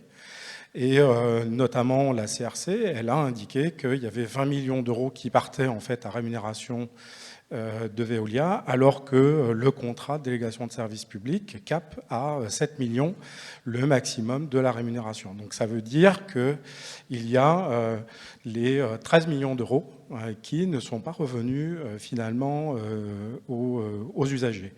Nous, on a un enjeu, c'est la question de la proximité, la question de la transparence. Et y compris, ça a été dit pour beaucoup, dans le poids du logement, la partie de l'eau, comme le chauffage, c'est une partie extrêmement importante. On l'a regardé, il y a eu le crédit d'impôt compétitivité des entreprises qui a été touché, 3 millions d'euros par an, et tout ça, ça ne revient pas, et rien que pour le système qui est lié à VEDIF sur le contrat de DSP, délégation de service public. Et dans le même temps, Veolia, dans son contrat, toujours par le biais de la CRC, indique qu'il y a un engagement aux alentours d'1,2% du budget qui doit être réinvesti sur le changement de canalisation. Et aujourd'hui, on est à peu près aux alentours de 0,4%. Donc pour nous, aujourd'hui, on a un véritable enjeu de reprendre la maîtrise de ça. Ça a été dit tout à l'heure par Marie sur la question de la tarification. Être nombreux, c'est qu'aujourd'hui, on n'arrive pas à faire passer l'idée que les premiers mètres cubes d'eau qui sont ces premiers mètres cubes vitaux devraient être pas complètement gratuits, mais quasiment, en tout cas, le plus accessible pour le plus grand nombre. Je m'excuse, je vous arrête 2 secondes pour que vous ne soyez pas trop long déjà, mais aussi parce que dans la question, oui, mais à l'arrivée, nous disait monsieur, finalement, le prix payé ici, dans le CEDIF, est plutôt moins cher qu'ailleurs. Donc, est-ce que vous croyez que... Il est encore moins cher à Paris, puisqu'aujourd'hui, effectivement, je vous donne ces données, donc on se compare... Je vais vous redonner la parole après, monsieur. Voilà, on se compare au monde, puisqu'il y a d'autres collectivités qui ont fait le choix de la régie publique, qui sont en train de le réussir et qui, notamment sur la question de la qualité et du prix, montrent qu'on peut faire encore mieux. Et donc, en comparaison, Paris aujourd'hui est à 1 euro, 30 centimes moins cher. Et là aussi, ça a été vérifié par les juges de la CRC. Très bien. Donc, et d'autres systèmes de régie aujourd'hui font le moins cher. Je peux vous couper, comme ça je vais vous demander de passer la parole à Michel Bisson qui est là, et je reviendrai vers les personnes là qui ont souhaité réagir à ce que vous disiez pour que le débat soit bien ouvert. Alors Michel Bisson, on l'a rappelé tout à l'heure, vous êtes président de Grand Paris Sud, vous êtes maire vous-même de Lieusaint, c'est ça? Je ne me trompe pas. Et vous, ça fait combien de temps que vous êtes passé en régie publique? Pour la première partie, cela fait 2013. 2013, 140 000 habitants, et au 1er janvier de l'année 2021, il y aura 270 000 habitants qui passeront en régie publique. D'accord, et ça marche? Peut-être, oui, alors vous m'avez dit de faire court et simple. Malgré tout, expliquez quand même la démarche, parce que si je vous donne seulement les coûts, ça ne va évidemment pas suffire. D'abord, je tiens vraiment à saluer l'énergie citoyenne des Fresnoises et des Fresnois. Voilà, c'est assez remarquable, et en ces temps où, comment dirais-je, on a besoin d'énergie citoyenne, bravo à chacune et chacun d'entre vous. Quels sont les deux grands enjeux de société que nous avons aujourd'hui? Le premier, c'est le réchauffement climatique. Le second, c'est le lien social, ou plutôt le délitement du lien social. Quelles sont les parades? Plus d'écologie et plus de justice sociale. Pour faire plus d'écologie et pour faire plus de justice sociale, il faut impérativement reprendre la maîtrise publique des biens communs. La maîtrise publique des biens communs, l'éducation en fait partie, l'énergie en fait partie, et l'eau. C'est absolument fondamental. Pourquoi c'est fondamental? C'est fondamental sur un plan écologique. Je vous donne un seul chiffre. L'étiage de la Seine diminuera de 30% en 2050. C'est là où nous puisons l'eau aujourd'hui. Donc ce sujet-là, il est devant nous. Donc l'eau est facile aujourd'hui, elle le sera beaucoup moins demain. Deuxième élément sur le plan écologique, il nous faut avoir une approche globale, production, distribution, assainissement, vous l'avez dit, mais aussi grand cycle de l'eau. Vous avez parlé des inondations, la compétence qui s'appelle GEMAPI. Cette maîtrise publique, elle est donc essentielle. Elle est essentielle non pas pour dire que Veolia ou Suez faisaient mal leur travail. Ce sont de très belles entreprises, techniquement, qui font un travail remarquable, et je crois qu'on peut en être extrêmement fier. Sauf que il nous faut reprendre la maîtrise pour des éléments écologiques, mais aussi, évidemment, pour des éléments financiers, parce que l'eau n'est pas une valeur marchande, mais doit être un bien commun. C'est pour ça que nous avons mis en place cette régie publique. Cette régie publique, nous l'avons mis en place, pour faire en sorte d'avoir une relation à l'usager qui soit la plus proche possible, avec un fonds solidarité, vous l'évoquiez madame tout à l'heure, qui a été évidemment mis en place, pour qu'il y ait aussi de la transparence et qu'on sache la vérité des coûts d'une certaine manière, ce que chacun évidemment doit et peut savoir. Aussi pour maîtriser les investissements, qui sont des investissements sur du temps long. C'est du 10 ans, c'est du 20 ans, c'est du 50 ans. Il nous faut avoir la maîtrise des investissements de manière à les orienter, à la fois pour le service à la population, mais bien sûr aussi pour des raisons écologiques. Donc je disais que nous sommes passés en régie publique en 2013 pour 140 000 habitants, et nous allons y passer. Aujourd'hui, l'effet coût, l'effet tarif, ça a été moins 10% pour les 140 000 habitants en 2013. Et ce sera vraisemblablement au moins 10% pour les 270 000 qui vont venir. Ça s'explique assez simplement, tout simplement parce que la maîtrise publique, c'est de la régie publique, il n'y a donc pas de marge et donc rien à reverser aux actionnaires. Et puis dire aussi que on ne fait pas tout seul, mais on s'appuie sur des prestations, et bien évidemment, l'expertise d'un Suez ou d'un Veolia nous est extrêmement précieuse. Juste une petite question. Un des interviewés disait, oui, mais est-ce qu'une régie publique, avec des fonctionnaires, tout ça et tout, est-ce qu'ils sont capables, est-ce qu'ils ont l'expertise? Laissez-moi aller au bout, même si ma question est idiote, je suis sûr que la réponse ne le sera pas. Est-ce que vraiment il y a de la compétence? Parce que Veolia, Suez, même s'ils sont rentrés dans Veolia maintenant, il y a une expertise qualifiée mondiale, premier groupe mondial, etc. Est-ce qu'on va retrouver à l'échelle de communes, de nos départements, autant d'expertise, autant de compétences pour répondre à des questions compliquées? C'est tout l'enjeu de l'organisation administrative de notre pays. C'est pour ça qu'il faut consolider et travailler à plusieurs communes de manière à se doter d'une expertise technique et d'avoir tout simplement des experts, d'avoir des salariés, des agglomérations qui soient vraiment au niveau. C'est ce qu'on a. Moi, la directrice de la régie de l'eau est ici présente, elle peut en attester. On a des personnes d'une grande qualité et qui, depuis plusieurs années, montent en compétences et sont maintenant en capacité, tout simplement, de discuter avec les plus grands opérateurs de ce pays. Très bien. Je vous remercie. Vous pourrez reprendre la parole. Les gens qui ont parlé, déjà, ils vont attendre un peu leur tour. Et ceux qui n'ont pas encore parlé, je voudrais bien qu'on leur donne des micros. Allons-y. Alors, c'est de nouveau que des hommes. Il n'y a rien à faire. Ah, merci madame, c'est très gentil.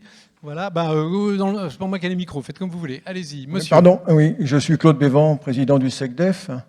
Donc moi, quand je regarde ma président facture, de quoi? J'ai pas compris. Pardon ? Président, vous êtes président de quelque chose, mais j'ai pas entendu. Oui, président du SECDEF qui s'occupe des inondations à Fresnes. Inondations à Fresnes pour faire court. Monsieur Jean-Luc Touly m'a volé un peu ma question.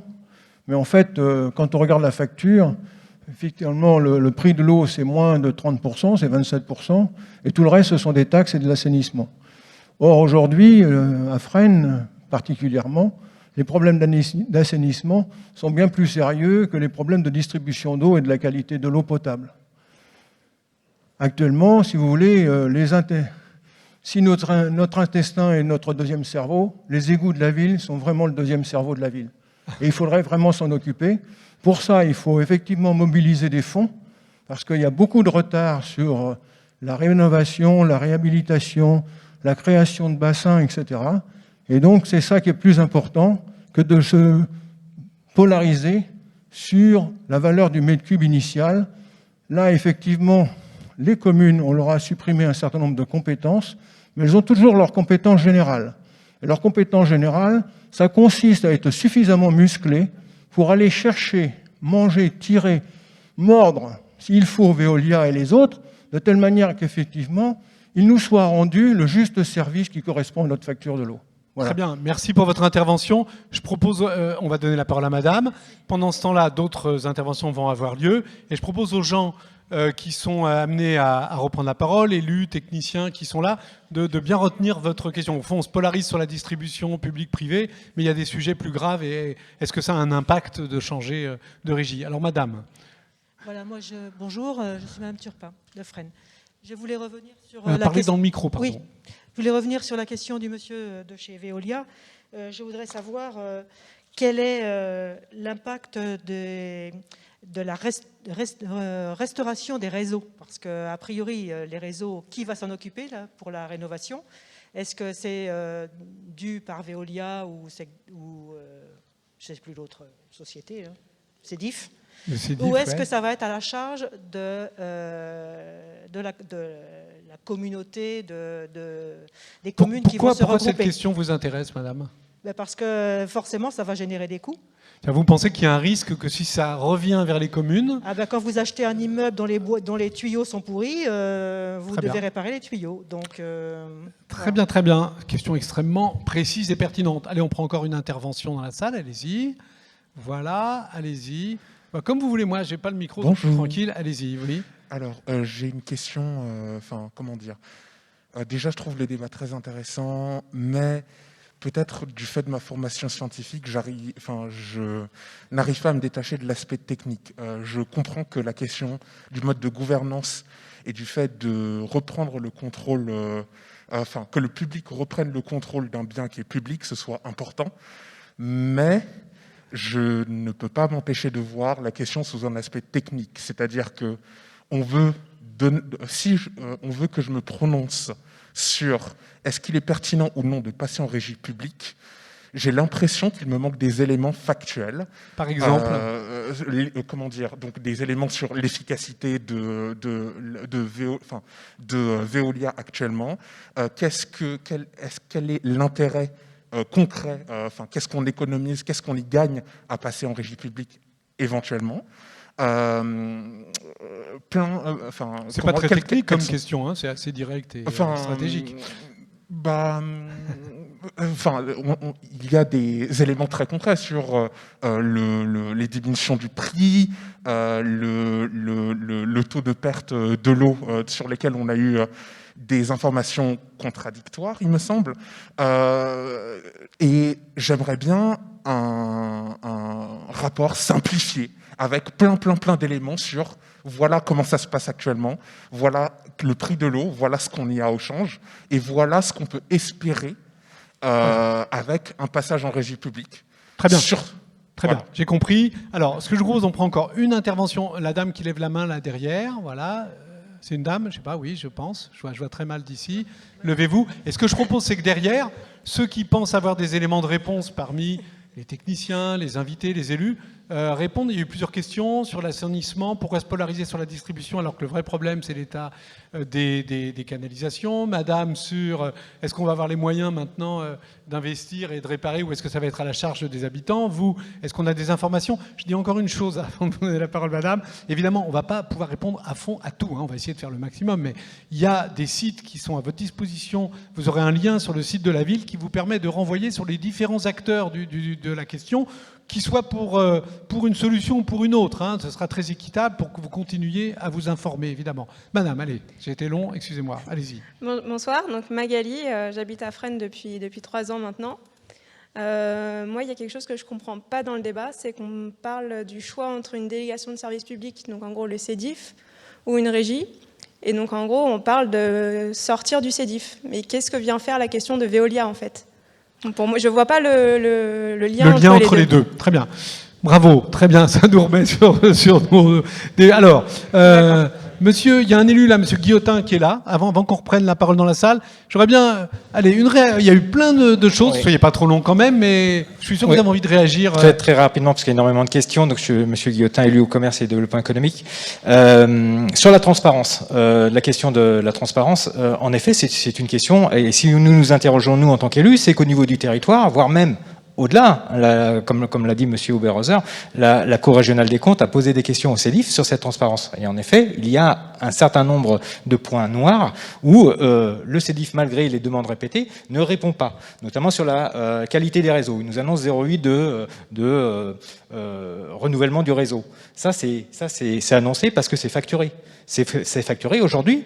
Dans vos factures, dans nos factures, dans ma facture, c'est facturé. Normalement, ça devrait être remplacé à 0,8. Aujourd'hui, que ce soit éventuellement des évaluations de la part du territoire, mais même de la Cour régionale des comptes, voire même des tribunaux administratifs, on est plutôt à 0,2 voire 0,4. Donc ça, on n'a pas de certitude là-dessus. Donc la transparence, c'est quelque chose que nous, à travers la régie publique de l'eau, nous voulons réinstituer pour vous consommateurs, pour nous consommateurs, et à tel point que nous proposons, à travers les régies publiques de l'eau, et M. Bisson le confortera certainement, une délégation, voire un collège de citoyens consommateurs siéger au sein de ces régies publiques de l'eau nous semble importante. Chose que le CEDIF rejette systématiquement. Ils font voter à bulletin secret. Quand on demande éventuellement à main levée des positions des représentants, non, ça ne se fait pas. Donc là, la transparence au niveau du CEDIF, qui est quand même un syndicat, qui est notre syndicat, c'est-à-dire que nous sommes adhérents, vous êtes adhérents à travers votre facture. Hein. Donc normalement, il est censé représenter les intérêts du consommateur ou du citoyen. Excusez-moi, je vous coupe, mais comme madame, je suis pas un spécialiste de la question, vous l'avez compris. Quel rapport il y a entre CEDIF, Veolia, sortir du CEDIF, changer de régie, etc. Alors, je vois que Olivier Faure va prendre la parole dessus. Donc non, mais Olivier, voilà, M. Guillotin va terminer. Ensuite, juste pour réaffirmer une position politique. Aujourd'hui, ça n'est pas une consultation, c'est une votation. Hein, vraiment, vous avez possibilité de décider. Si jamais la position majoritaire des 10%, parce qu'il a été déconvenu d'un seuil de 10% de participation sur les 9 villes, hein, enfin dans chaque ville, mais sur les 9 villes, c'est quelque chose que l'on a convenu. Si ce seuil est dépassé en termes de participation, si malheureusement la réponse n'était pas positive, nous, politiquement, nous joignerons à votre décision à travers ce vote. C'est un engagement politique de nous élus, et le projet n'est pas ficelé, n'est pas dans les cartons et n'est pas bouclé, contrairement à ce que vous avez peut-être connu par le passé dans certaines prises de décision. Alors, voilà, c'était une réinformation. Olivier Faure, vous pouvez peut-être, vous allez vous présenter dans un instant. Il y a quand même des questions. Je ne sais pas si elles sont si techniques que ça. On a un problème d'inondation à Fresnes, ça a été beaucoup dit dans l'enquête, on a regardé une partie. Est-ce que ce qui va se passer a la moindre chose à voir avec cette question d'inondation, d'état des canalisations, les investissements? Est-ce que ça va peser sur les contribuables in fine, parce qu'après tout c'est des petites communes pas hyper riches, il va falloir se payer tout ça? Et enfin, la question de monsieur qui disait technique, mais qui est assez stratégique sur est-ce que ça va vraiment toucher à la question de prix, de son évolution. Alors, je vous laisse vous présenter d'abord. Bonjour, donc je suis Olivier Faure et je dirige la mission eau potable des 9 communes concernées pour préparer ce projet au cas où vous le choisirez. Donc je vais essayer effectivement de répondre rapidement à quelques questions. Et peut-être, si vous le permettez, commencer par la question qui est Veolia, le CEDIF, etc. Il y a un sujet assez compliqué. Et quel est le rapport entre Veolia, le CEDIF, la régie, en fonction de la décision? Comme l'a rappelé Marie Chavanon, la loi nous a autorisé à sortir du CEDIF, le syndicat des eaux d'Île-de-France. Donc aujourd'hui, nous ne sommes plus adhérents au CEDIF et nous avons la possibilité de réadhérer à tout moment. Et concrètement, aujourd'hui, nous avons une convention provisoire avec le CEDIF qui fait que le CEDIF exerce toujours la compétence. Cette convention se termine au 30 septembre. Et donc, si vous choisissez, si vous répondez non à la question, nous réadhérons au CEDIF dès le 1er octobre. Si vous répondez oui à la question, nous ne réadhérons pas et nous sommes autonomes à partir du 1er octobre. Ça veut dire quoi concrètement? Est-ce que ça veut dire qu'il va falloir se débrouiller entièrement tout seul le 1er octobre, qui est dans 3 semaines à peu près? Bien sûr que non. Parce que le CEDIF est en délégation de service public, donc avec Veolia, avec un contrat qui court jusqu'au 31 décembre 2023. Si nous ne réadhérons pas au CEDIF et si nous sommes autonomes à partir du 1er octobre prochain, le contrat de Veolia continuera à s'appliquer chez nous jusqu'au 31 octobre 2023. Donc ce qui veut dire que au quotidien, le service de l'eau, la gestion du service de l'eau sera toujours assurée, comme elle l'est aujourd'hui. Et nous aurons donc 2 ans, 2 ans et demi, jusqu'au 31 décembre 2023, pour préparer la gestion directe du service au 1er janvier 2024. Pendant ce temps-là, le CEDIF, lui, lance une consultation, parce qu'il a choisi, après le 31 décembre 2023, d'avoir une nouvelle concession. Donc il organise une mise en concurrence avec un cahier des charges qui est sorti cet été. Il va choisir un prestataire, qui peut être Veolia ou Suez, qui gérera le service à partir du 1er janvier 2024. Donc, nos chemins divergeront réellement à partir du 1er janvier 2024. Si vous répondez oui à la question, si vous répondez non, comme je disais, nous réadhérons au CEDIF. Alors, vous vous rappelez des questions, hein, les tuyaux, l'assainissement, est-ce que c'est pas plus important de s'occuper de ça que de savoir si c'est une régie publique ou Veolia qui distribue? Est-ce qu'il n'y a pas un coût à craindre? Parce qu'il va falloir entretenir tout ça, réparer ce qui n'est pas réparé, voilà. Je me permettrai quand même de ne pas répondre précisément à la question sur les inondations et sur l'assainissement, parce que je dirige la mission eau potable. Je n'ai pas de compétences particulières sur l'assainissement sur le territoire de Fresnes. Je confirme néanmoins, effectivement, et comme l'a rappelé M. Touly aussi, que dans la facture d'eau potable, il y a 1,30 € pour l'eau potable et 2 € pour l'assainissement. Donc l'assainissement est un vrai sujet, est un sujet important, mais ce n'est pas le sujet de ce soir, je ne suis pas compétent pour pouvoir le développer. Par rapport à... Donc, aurons-nous les moyens d'investir dans le renouvellement des canalisations? L'eau coûte effectivement 1,30 € aujourd'hui. La loi fait que l'eau doit payer l'eau, c'est-à-dire que la totalité des recettes du service de l'eau doit être affectée à la gestion du service de l'eau.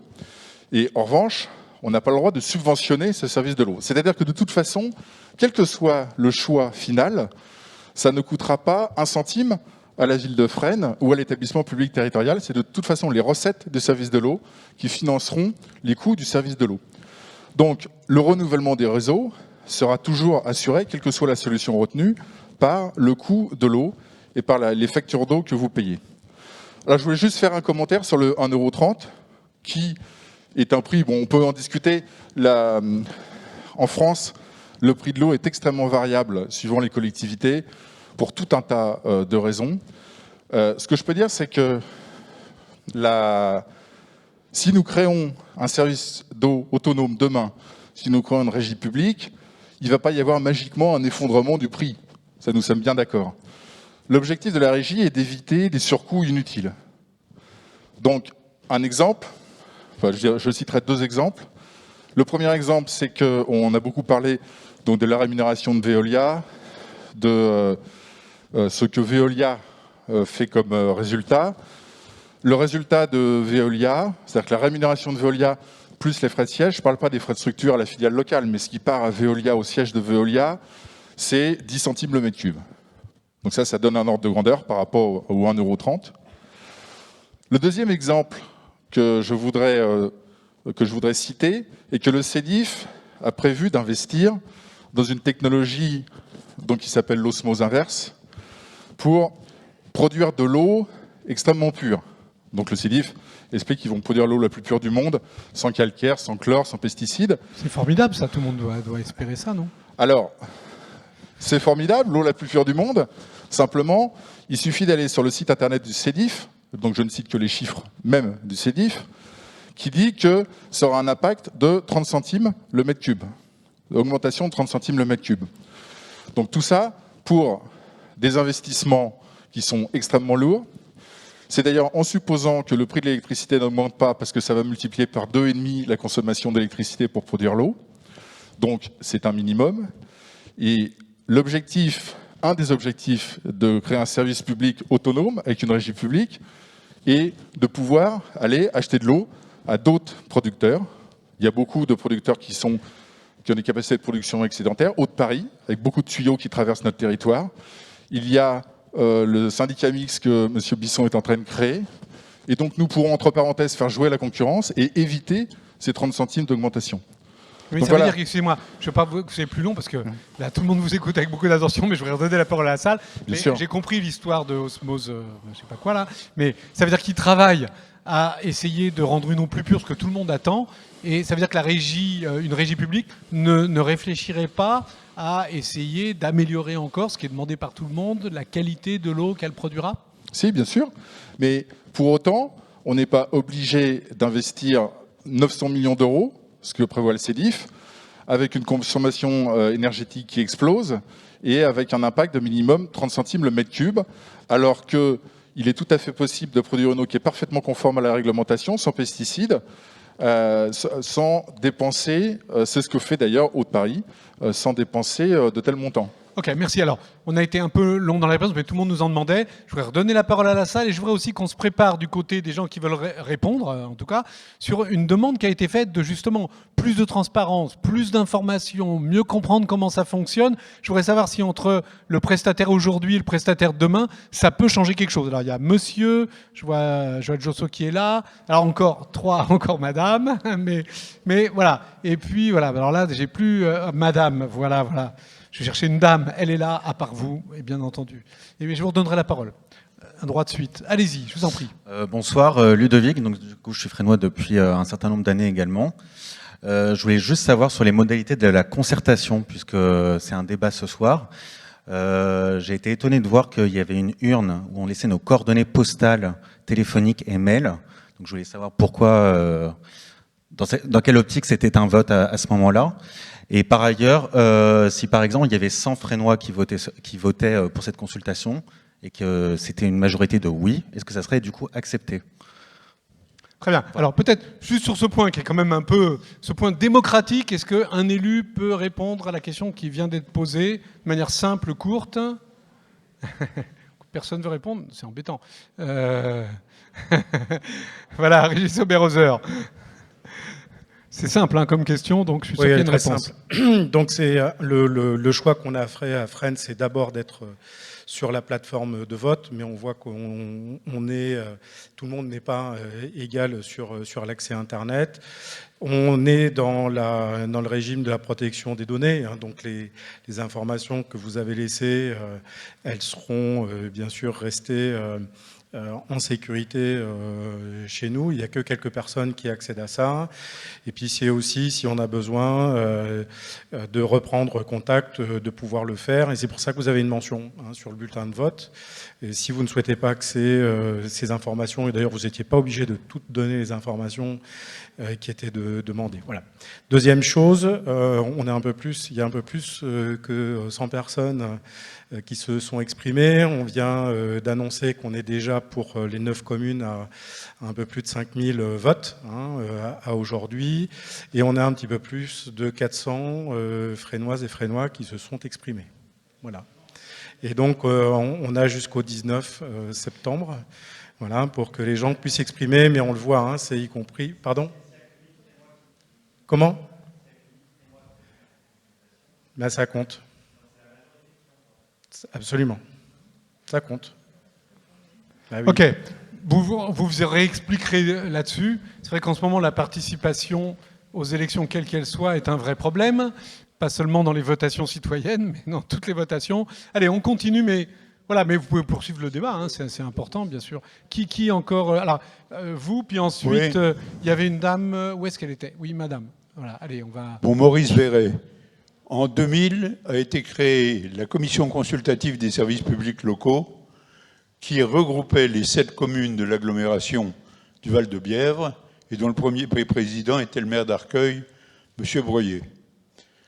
Nous avons largement travaillé sur ces problèmes-là puisque la compétence de la commission consultative, c'était l'eau, justement, l'assainissement et l'enlèvement des ordures ménagères et le traitement des ordures ménagères. Donc, nous avons travaillé sur ces problèmes-là. Malheureusement, faute de compétences en face de nous, nous n'avons jamais pu aboutir à des travaux qui aient un résultat. Et je salue M. Touly, qui faisait partie de la commission à son tout début, dans notre première réunion, où on s'était même accroché. Mais bon, voilà, ça n'a pas d'importance. Voilà. C'est le débat démocratique, c'est super. Oui, oui. Donc aujourd'hui, je ne sais pas comment une assemblée peut véritablement, avec des motifs qu'on a évoqués tout à l'heure, le plaisir de l'eau, le côté indispensable de l'eau, quand il pleut c'est plus agréable parce qu'on entend le bruit, etc., etc. Il faut tout de même avoir un petit peu une spécialité et étudier profondément la question avant de donner une réponse. Et je crains bien que la consultation, même avec une votation aussi ouverte que possible, ne soit qu'un trompe-l'œil. Très bien, très bien. En même temps, bon, des fois les spécialistes, c'est pas toujours convaincant. Madame, il y a Joël Josso là qui est là. On va lui passer un micro ensuite. Lisa, arrête-toi 2 secondes. Voilà, reviens en arrière, fais 2 pas. Voilà, merci. Madame. Bonsoir. Licia Maradin, je travaille dans le domaine de l'eau, dans une entreprise privée, mais qui n'est ni Veolia, ni Suez, ni ça. Il y en a en dehors de Veolia et de Suez. Oui. J'avais un commentaire et une question, en fait. Le commentaire portait sur la sémantique. Je voulais revenir sur la notion de bien public. L'eau, pour moi, est vraiment un bien public. Aujourd'hui, en France et en Europe, c'est un bien public et c'est sous la responsabilité des collectivités publiques. Elles font le choix ensuite de gérer en direct ou en délégation de services publics. Donc elles restent responsables de la gestion de l'eau, même quand elles délèguent à un Veolia. Donc l'eau n'est pas privatisée. Je voulais juste, voilà, je pense que tout le monde est d'accord là-dessus. Ma question porte sur un point technique. Ça a été évoqué, donc je pense qu'au niveau des pertes, des enjeux, Monsieur Touly, Monsieur Bisson ont parfaitement résumé la situation. Les pertes sont colossales. En France, en moyenne 20%. Dans le monde, c'est même 30%. Quel est le boulanger qui accepterait de jeter tous les matins 20% de ses viennoiseries? Enfin, c'est colossal. Vous avez parlé du vieillissement des canalisations également. Et voilà, donc il y a des défis techniques qui me semblent colossaux. Et vous avez parlé des projections sur 2050 et 2070. Je vous invite à lire le rapport qui a été déposé au Sénat en mai 2019 là-dessus, sur la baisse de nos réserves, aussi bien des eaux de surface que des eaux souterraines. Bon. Donc la question, c'est, face à ces défis techniques, comment vous envisagez d'acquérir des compétences, de créer un service d'eau ex nihilo en 2 ans, si j'ai bien compris, acquérir toutes les compétences internes, si j'ai bien compris, ou alors est-ce que vous envisagez de vous appuyer sur des spécialistes? Vous avez parlé des entreprises Veolia, Suez, ce sont des belles entreprises françaises depuis plus de 100 ans qui ont des compétences. Est-ce que vous envisagez la sous-traitance, par exemple, comme font certains services d'eau, y compris Hauts-de-Paris, qui délèguent une partie de ces services, où il y a des collectivités qui délèguent voilà, la pose, la facturation, ou d'autres, la maintenance. Voilà, c'était ça la question. Très bien, excellent. Peut-être à la fois Monsieur Faure et Monsieur Bisson, enfin dans l'ordre que vous voulez, si vous avez des réponses à ces questions. Mais d'abord, d'abord, j'avais dit, voilà, Monsieur Josso a demandé la parole, je pense qu'on lui donne. Voilà. Bonjour, alors moi je ne suis pas frénois, je suis le responsable d'une association qui s'appelle la Coordination Eau-Île-de-France. Je suis pas très loin, j'habite à Villeneuve-le-Roi, je suis dans le CEDIF de la même manière, mais moi on ne me demande pas mon avis dans ma vie. Juste quelques éléments, y compris pour éclairer le débat. Pour nous, association, le CEDIF ne fonctionne pas. Ou en tout cas, il ne fonctionne pas bien. Oui, l'eau, on va être clair, l'eau fournie au robinet, elle est parfaitement conforme, elle est tout à fait excellente, il n'y a pas de souci. Mais un syndicat qui fonctionne, c'est un syndicat qui doit discuter avec les citoyens, travailler avec les citoyens, travailler avec les élus largement, et ça n'est pas le cas. Depuis 100 ans que la Compagnie Générale des Eaux, Vivendi, Veolia gèrent ce service, est-ce qu'on vous a une seule fois demandé votre avis? Non, jamais. Et donc moi, d'abord, je voulais dire que le petit film, j'ai trouvé remarquable. Remarquable pour l'eau sur le monde, mais remarquable y compris sur les questions qui sont posées ici. Il y a, alors, en tant qu'association, il y a déjà plusieurs choses que nous souhaitons pouvoir dire. Nous nous sommes ravis d'avoir semé des petites graines depuis 12-15 ans un petit peu et de voir que ces graines sont en train de pousser avec des gouttes d'eau démocratiques et citoyennes un peu partout. Tout ça, c'est très très bien. Mais il y a une méconnaissance très très large des choses. Aujourd'hui, aux États-Unis, la dominante, c'est le public, c'est pas le privé. Alors on dit privé par raccourci effectivement, puisque le CEDIF est un syndicat public, mais ceux qui décident véritablement, c'est Veolia derrière. Et le syndicat des eaux ne contrôle pas son délégataire, ne contrôle pas Veolia. On a beaucoup parlé de la CRC, la Chambre régionale des comptes. Elle a à plusieurs reprises tapé sur le CEDIF pour dire « vous ne contrôlez pas votre délégataire » et il engrange des profits considérables, bien plus importants que ce qui est prévu dans le contrat. Donc on voit bien le CEDIF ne fonctionne pas. Si les collectivités décident de créer cette régie, ce que j'espère, moi, de tout cœur, parce que nous sommes totalement convaincus qu'une grosse structure, ça ne fonctionne jamais. Ni sur l'eau potable, ni sur l'assainissement. Dans l'assainissement, on est indirectement par les départements adhérents au SIAP, au syndicat intercommunal, ça ne fonctionne plus, tout cela doit être modifié, les citoyens doivent aussi s'investir, les élus doivent plus s'investir, donc il faut d'autres façons de diriger les choses. À l'intérieur, lorsque la régie sera créée, moi je pars du principe que les Fresnois comme les autres vont décider et que les choses vont se mettre en place. Les personnels ne seront pas les fonctionnaires. Ce seront des salariés de droit privé et pour l'essentiel, ils seront repris, en tout cas tous les gens de Veolia qui travaillent sur le secteur, il leur sera proposé d'intégrer ce service. Donc la question des compétences, elle ne se pose pas véritablement. Elle se pose un peu pour la direction du service, mais on trouve là aussi, d'abord, d'excellents cadres dans la fonction publique, d'excellents ingénieurs partout dans le privé, mais y compris des gens de Veolia qui peuvent trouver beaucoup d'intérêt à travailler dans le sens de l'intérêt public et pas seulement dans le sens de l'intérêt des actionnaires. Et donc, il faut conclure. J'essaye, c'est ce qui est toujours compliqué d'essayer de répondre, mais il faut bien voir... Mais vraiment conclure en même temps. Ok. Il faut bien voir que sur le mauvais fonctionnement du CEDIF, peut-être que des gens ici dans la salle en ont fait les frais, mais nous nous sommes battus comme coordination pour empêcher les coupures d'eau. Elles ont été déclarées illégales en 2013. Il a fallu se battre contre Veolia pendant des années encore pour empêcher les coupures d'eau. Donc vous voyez bien que tout cela n'est pas du tout dans le sens de l'intérêt général. Et quand vous décidez d'une structure qui se met en place à une plus petite échelle, alors oui, vous aurez une gestion, vous saurez qui sont vos délégués, qui sont les gens qui décident, et vous serez à même, dans ces cas-là, de demander des choses et d'avoir plus d'informations. Dernière petite chose, il n'y a pas que le prix. Ça a été dit tout à l'heure avec ma voisine de droite, qui est maire adjoint à Fresnes. Il y a aussi tout un engagement public, un engagement de protection de la nature, un engagement de protection de la ressource, d'éveil, ça a été dit aussi dans le petit film. Oui, il faut que dans les collèges, dans les lycées, dans les écoles primaires, on apprenne un petit peu l'eau. Voilà. On a été déformé pendant des années par Veolia, Suez et d'autres. Il faut reprendre le pouvoir sur la question de l'eau. Juste avant de revenir dans la salle, peut-être Michel Bisson, je voudrais bien faire un petit retour vers vous, parce que la dame posait des questions extrêmement intéressantes, pertinentes, comme tout le monde d'ailleurs, hein, depuis le début. Au fond, est-ce que, bon, ça va passer en public, mais au fond, vous allez avoir besoin des compétences de toutes ces entreprises et de toutes ces personnes qui ont accumulé au fur et à mesure des années. Bon, est-ce que vous faites appel à des prestataires privés? Est-ce que la régie publique se tourne vers le privé pour pouvoir utiliser les compétences?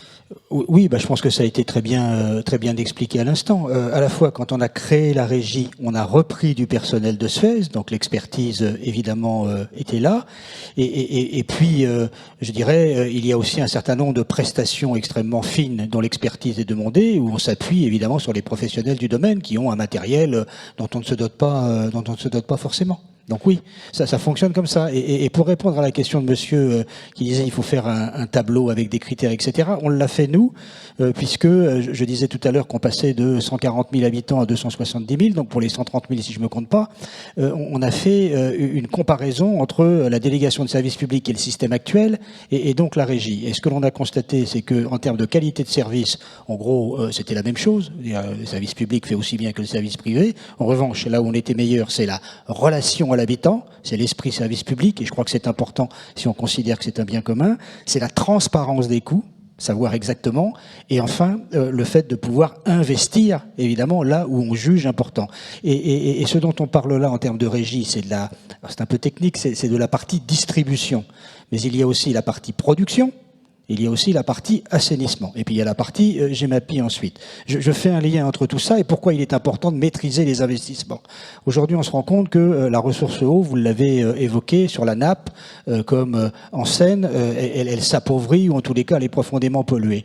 Eh bien, ce que nous pensons faire par exemple, Haute-Paris le fait aujourd'hui, c'est faire en sorte que les nappes phréatiques soient de meilleure qualité en ayant des partenariats intelligents avec les agriculteurs, de manière à ce qu'il y ait une transition agricole vers une agriculture qui utilise moins de pesticides, qui pollue moins les nappes et qui oblige évidemment de ne pas utiliser ensuite des technologies pour rendre l'eau pure. Voilà. Mais qu'est-ce qu'une régie publique change à la question que vous venez d'évoquer à l'instant ? C'est la capacité à penser sur 30 ans ou sur 50 ans, ce qu'un prestataire privé n'a pas, puisque lui, il est sur une durée qui est plus limitée, et c'est relier la totalité du petit cycle et du grand cycle de l'eau. On n'est pas sur une prestation, on relie la production, on relie la distribution, on relie l'assainissement et on relie y compris les compétences inondation et j'allais dire qualité de l'eau. Donc c'est cette approche globale qu'il faut se réapproprier. Alors, merci Monsieur Bisson. Alors, c'est pas du tout mon domaine de compétence, mais j'invite, si c'est possible, je dis ça au service de la ville, peut-être que le tableau, faudrait le mettre en partage sur le site de la ville pour qu'on se fasse une idée, et évidemment inviter le CEDIF ou son prestataire à faire la même chose. Comme ça, on puisse, qu'on ait l'accès le plus large à l'information pour ceux qui veulent descendre. Alors, il est 10h moins 7. Vous êtes remarquablement patient et avec beaucoup d'énergie. Je propose quand même qu'on se donne une grosse dizaine de minutes pour conclure cette discussion.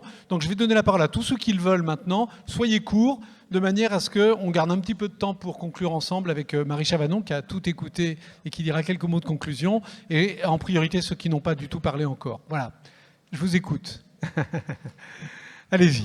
Bonjour, je m'appelle Monsieur Da Silva, je suis frénois depuis 2012. Moi, j'ai une petite question. On parle d'un passage en régie avec une équipe, 9 communes. Je voulais savoir pourquoi il n'y a que 9 communes, en fait, puisque cette idée est possible depuis donc cette loi. Pourquoi toutes les communes, je crois que c'est les 24 communes, ne se sont pas regroupées, justement pour avoir un poids encore plus important, pour faire la comparaison avec la gestion par Veolia et le CEDIF. D'accord, j'ai noté et on prendra la réponse à la fin. On prend tout ce qui restait à dire maintenant de manière à oublier personne. Monsieur. Bonsoir, Victor Valla.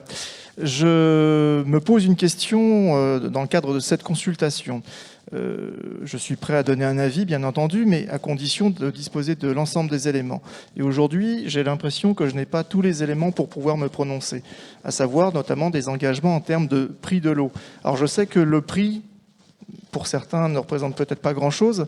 Moi, quand je vois ma facture, j'ai à peu près 260 € de facture d'eau par trimestre. Vous imaginez ce que ça fait à la fin de l'année, ça fait un peu plus de 1 000 €. C'est pas rien.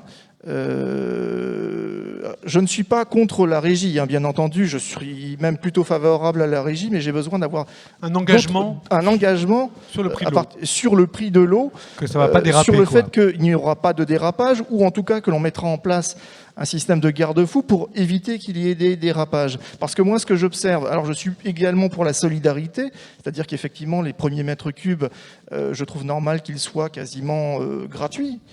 puisque ce sont des mètres cubes essentiels. Mais je ne voudrais pas pour autant me retrouver parmi les plus gros consommateurs et payer la différence. Vous voyez ce que je veux dire? Charité bien ordonnée commence par soi-même. Et j'ai un autre point, et là c'est à la charge de Veolia.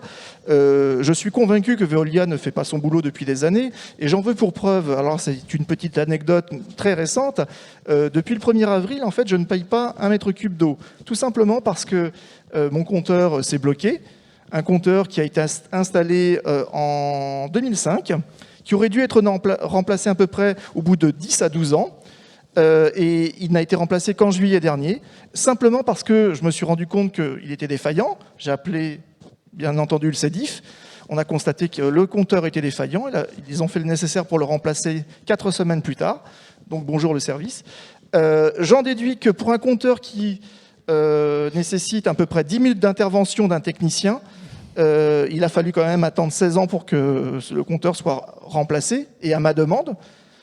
J'en déduis également que les canalisations qui sont, elles, enterrées, qui nécessitent des interventions beaucoup plus lourdes, beaucoup plus massives, ne doivent pas être plus remplacées que mon compteur. Très bien, il faut s'arrêter. Excusez-moi, il faut s'arrêter. J'ai noté, je reviens, les 9 communes, des engagements sur la durée, la réactivité face aux besoins des consommateurs. Très bien. Allez, on continue. Soyez vraiment courts, hein, faites vraiment tous un effort. Il y a monsieur et monsieur. Vous êtes deux.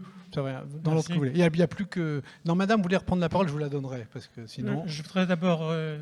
Allez-y. Oui, plusieurs intervenants ont parlé du rapport de la Chambre régionale des comptes. Oui. Je voudrais dire qu'il est en ligne. Tout le monde peut le consulter. Et je pense que tout le monde devrait le consulter avant de voter. C'est 70 pages peut-être. Bon, c'est peut-être un peu long. Il y a un résumé. Ah bon. Ouf. Et surtout, les intervenants l'ont tiré un peu dans leur sens.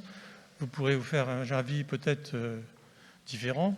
Je pense qu'il est assez impartial sur la partie évaluation. Alors, un point important, c'est qu'une opinion qu'il donne. Il recommande de ne pas donner de la gestion de l'eau à des structures trop petites. Et ce qu'il appelle trop petite, c'est un EPT. Or, justement, nous, on aurait... à peine la moitié d'un EPT. Quel poids politique peut-il avoir? Je pense que la question est quand même assez forte. Très bien. Merci beaucoup, monsieur. Il y en a un autre ici. Qu'on n'oublie pas la dame qui est à ma droite, ici. Ce serait bien. Oui, bonsoir. Voilà. Allez. Bonsoir. Je suis navré. Je voudrais revenir sur la première question qui a été posée, qui concernait... est-ce que c'était voté ou pas? Est-ce que c'était acté ou pas? Parce que il y a un superbe document qui a été diffusé à l'entrée. Il s'appelle Calendrier. Hein, et c'est marqué « ont décidé de ne pas réadhérer au CEDIF ». Oui, mais ça a été expliqué. OK. Donc l'explication que vous avez eue n'est pas convaincante. Monsieur Faure a apporté une partie des explications. D'accord, mais ça vous a pas... Merci. Mais c'est pas du tout clair. D'accord, c'est pas suffisamment clair. Moi, l'autre question qui m'apporte, c'est surtout l'assainissement. Parce que je reviens de la campagne, c'est pas très loin la campagne d'ici, hein, quand même, hein, la Seine-et-Marne, Lyon, et c'est la pleine période des labours. Et en ce moment, on fait de l'épandage. Alors, quand on décidera de prendre de l'eau dans les réseaux souterrains ou fluviaux ou autres canaux, il faut penser qu'on ne peut plus mettre de l'épandage comme ça, parce que dedans, il y a plein de médicaments, il y a plein de cochonneries. Donc on les envoie où, nos cochonneries? Il va falloir penser à gérer tout ça. Merci, monsieur Bisson. On vient d'en parler juste avant, donc il faut savoir s'il sera il l'a dit, un effet ou pas. Alors il y a monsieur tout au fond. Oui, il y a une dame là-bas. Allez, je prends tout le monde, mais il faut aller vite. Monsieur. Bonsoir à tous, je suis Antoine Madelin, le conseiller départemental de Fresnes. Et je voudrais répondre à 2 questions qui ont déjà été posées. D'abord sur les éléments techniques. En fait, aujourd'hui, on n'a pas d'éléments techniques. C'est-à-dire qu'on a des éléments techniques sur ce qui n'est pas parfait, parfois loin de là, aujourd'hui avec le CEDIF et avec Veolia, mais il n'y a pas d'études qui aient été menées sur ce qu'on pourrait faire, comment on pourrait le faire, quels avantages ça pourrait apporter éventuellement, et quels risques ça pourrait faire prendre à la ville de Fresnes et aux 8 autres communes. Donc ça, c'est le premier élément. Il me semble très risqué de faire une concertation sans avoir fait d'études au préalable. Ça, c'est la première chose. Et la deuxième chose, il y avait une crainte, c'est que 9 villes qui se soient mises ensemble et que ce ne soit pas une taille suffisante. c'est également une crainte que je partage. Et il est certain que si des avantages substantiels étaient probables avec un passage en régie publique, on aurait beaucoup plus de 9 villes qui se seraient jointes. Aujourd'hui, ces 9 villes sont 9 villes de la même couleur politique, ce qui me fait penser que c'est une décision idéologique. Certainement que si, par exemple, un gain sur le prix de l'eau était probable en passant à cette structure-là, des villes de toute tendance politique s'y seraient jointes. Et donc je pense que ce n'est pas le cas aujourd'hui, qu'on a un risque important avec cette prise de décision, et donc je vous invite à voter contre. Très bien, merci. On voulait un débat contradictoire, comme ça on l'a, c'est très bien. Oui, je vois qu'il y a plein de réactions. Michel Bisson voulait en dire un petit mot. Allez, on va vite. Hein. C'est bien, vous restez tous, c'est formidable, mais il faudra quand même qu'on s'arrête à un moment. Madame. Oui, bonjour. Juste une ou deux petites réactions par rapport à ce qui a été dit. Le monsieur qui a parlé avant parlait de problèmes de pesticides qui pouvaient être dans les eaux et qui seraient à retraiter dans le cadre de la potabilisation. C'est déjà le cas puisque nous, l'eau qu'on consomme ici est produite à l'usine Seine amont de Choisy-le-Roi, qui puise dans la Seine et qu'il y a déjà des problèmes de pesticides dessus qui sont connus. Le CEDIF, pour avoir travaillé avec eux sur le sujet, avait mis en place il y a quelques années une action pour réduire les pesticides, et notamment émis par les communes. C'était avant la loi Labbé, puisque maintenant c'est plus le cas, mais on est déjà confronté à cette problématique de pesticides, de médicaments également, puisque, je ne sais pas si vous le savez, mais toute l'eau potable qu'on consomme devient donc de l'eau usée qui est traitée à l'usine de Valenton, qui se trouve à quelques centaines de mètres en amont de l'usine de potabilisation. Donc finalement, on est déjà dans toutes ces problématiques de circuits fermés et de pesticides et de médicaments à retraiter. Et juste une petite réaction par rapport au financement, de la modernisation aussi des canalisations. Au niveau de l'agence de l'eau, il y a des subventions qui sont obtenables, moyennement la conclusion d'un contrat eau et climat avec l'agence de l'eau. C'est les dispositions du programme qui est actuellement en cours et jusqu'en 2024. Donc après, c'est des questions à se poser pour l'avenir, pour la régie qui sera peut-être mise en place. Mais voilà, en tout cas, c'est des actions qui sont mises en place depuis des années, qui sont probablement pérennisées par la... Alors, je vais prendre une seule question maintenant, parce que sinon on ne s'en sort pas, et je voudrais bien qu'il y ait quelques éléments de réponse. Alors, monsieur, vous aviez commencé... voilà, très bien, bonjour, merci de vous avancer. Merci. Est-ce qu'il est clair pour tout le monde que nous sommes toujours avec le CEDIF et Veolia? Oui, je crois que ça a été Heureusement que bien M. expliqué. Faure nous l'a expliqué, parce que pendant longtemps, durant tout ce débat, j'en avais pas la certitude, surtout après le préambule qui a été fait. Donc on a jusqu'à janvier 2023, et auparavant nous devons voter pour savoir si nous restons dans ce circuit ou bien si nous nous en échappons. Je n'ai pas pour l'instant d'avis, et je rejoins tous ceux qui ont dit qu'il nous manquait des éléments techniques pour en discuter. Et quand je parle d'éléments techniques, je ne parle pas seulement de la façon de produire de l'eau, mais aussi de tout ce qui tourne autour. Et ça, bien des personnes l'ont expliqué, l'assainissement, etc. Vous savez. J'ai une particulière compétence à ce sujet en tant que Fresnois, puisque j'habite rue de la Source. Donc, une référence dans ce domaine. C'est une clair. référence. Et donc, je voulais apporter évidemment de l'eau à mon moulin, en écoutant justement tous les avis techniques, et surtout être sûr que ce que l'on a signé tout à l'heure, ou plus exactement mis nos éléments, ne sont pas un vote, mais bien simplement une demande de renseignement. J'espère que c'est le cas. Merci. Merci. Alors, je laisserai en grande partie Marie Chavanon répondre au mieux, mais je voudrais d'abord Michel Bisson, parce qu'il a fait un signe tout à l'heure. Voilà, on a interpellé, vous avez été interpellé sur l'idée, au fond, c'est un choix idéologique, c'est pas vraiment un choix technique d'efficacité et de service. C'est un choix politique orienté. C'est un bien commun, c'est d'abord un choix écologique. Voilà. Où on veut penser écologie, et je pense qu'il faut maîtriser les choses. Alors, si l'écologie c'est idéologique, alors oui, je suis à l'idéologique. Voilà. Mais en tous les cas, c'est l'écologie. Je voulais juste répondre à la question qui consistait à dire quelle est la taille appropriée du nombre de communes pour bien gérer, puisque 9 communes seraient contestées. Je le disais tout à l'heure, il y a 3 sujets. Il y a la production, Il y a la distribution, il y a l'assainissement. La production, c'est là où je produis l'eau, je puise dans la Seine et je la rends potable. Ensuite, il y a la distribution, c'est ce qui permet de desservir l'eau chacun dans son foyer. Puis enfin, il y a l'assainissement pour traiter les eaux usées. Ce dont on parle là, c'est de la partie distribution.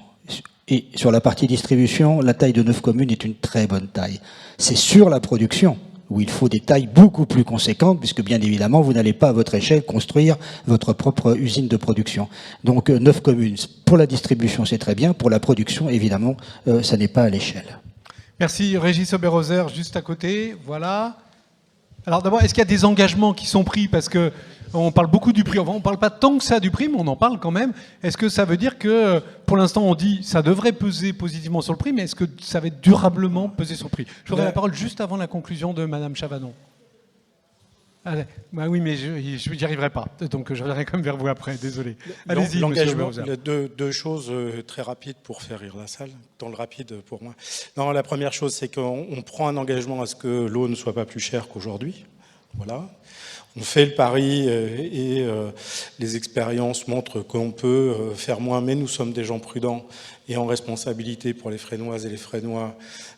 Pour l'instant, c'est un engagement à dire que le prix ne sera pas plus cher. Sur la question d'idéologie, Nice Métropole, M. Estrosi, avec l'ensemble de son équipe, ont décidé de passer en régie, à la fois sur la question de la production, de la distribution et de l'assainissement. Et ils prennent le risque.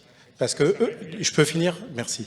Et c'est vraiment sur l'ensemble des deux services de l'eau qui s'engagent. Donc ça montre qu'on est en dehors d'une question idéologique ou plutôt partisane, parce que c'est plutôt ça. On est bien sur une idée, et comme ça a été redit, sur la question du bien commun. Alors juste, votre voisin, 1 minute, il va voir ce que je vais lui demander. Ensuite, on va faire la chose suivante. Madame insiste beaucoup, et je vais lui donner la parole. Elle sera la dernière à parler dans la salle, et ensuite, Marie Chavanon, vous conclurez. Et puis le débat, vous pourrez le continuer après, en sortant dans la cour de la Grange, c'est parfait. Oui, est-ce qu'il y a des études techniques? Parce que, au fond, on a l'impression que c'est le saut dans l'inconnu. C'est-à-dire qu'on sait ce qui se passe, mais c'est un peu l'aventure dans ce qui va se passer. Est-ce qu'il y a des études techniques qui ont été faites, qui permettent de comprendre comment ça va se passer, dans quelles conditions? 1700 km de canalisation. Combien 1700 km. D'accord. Voilà. Comment vous allez faire pour les 9 communes par rapport D'accord. à un réseau maillé?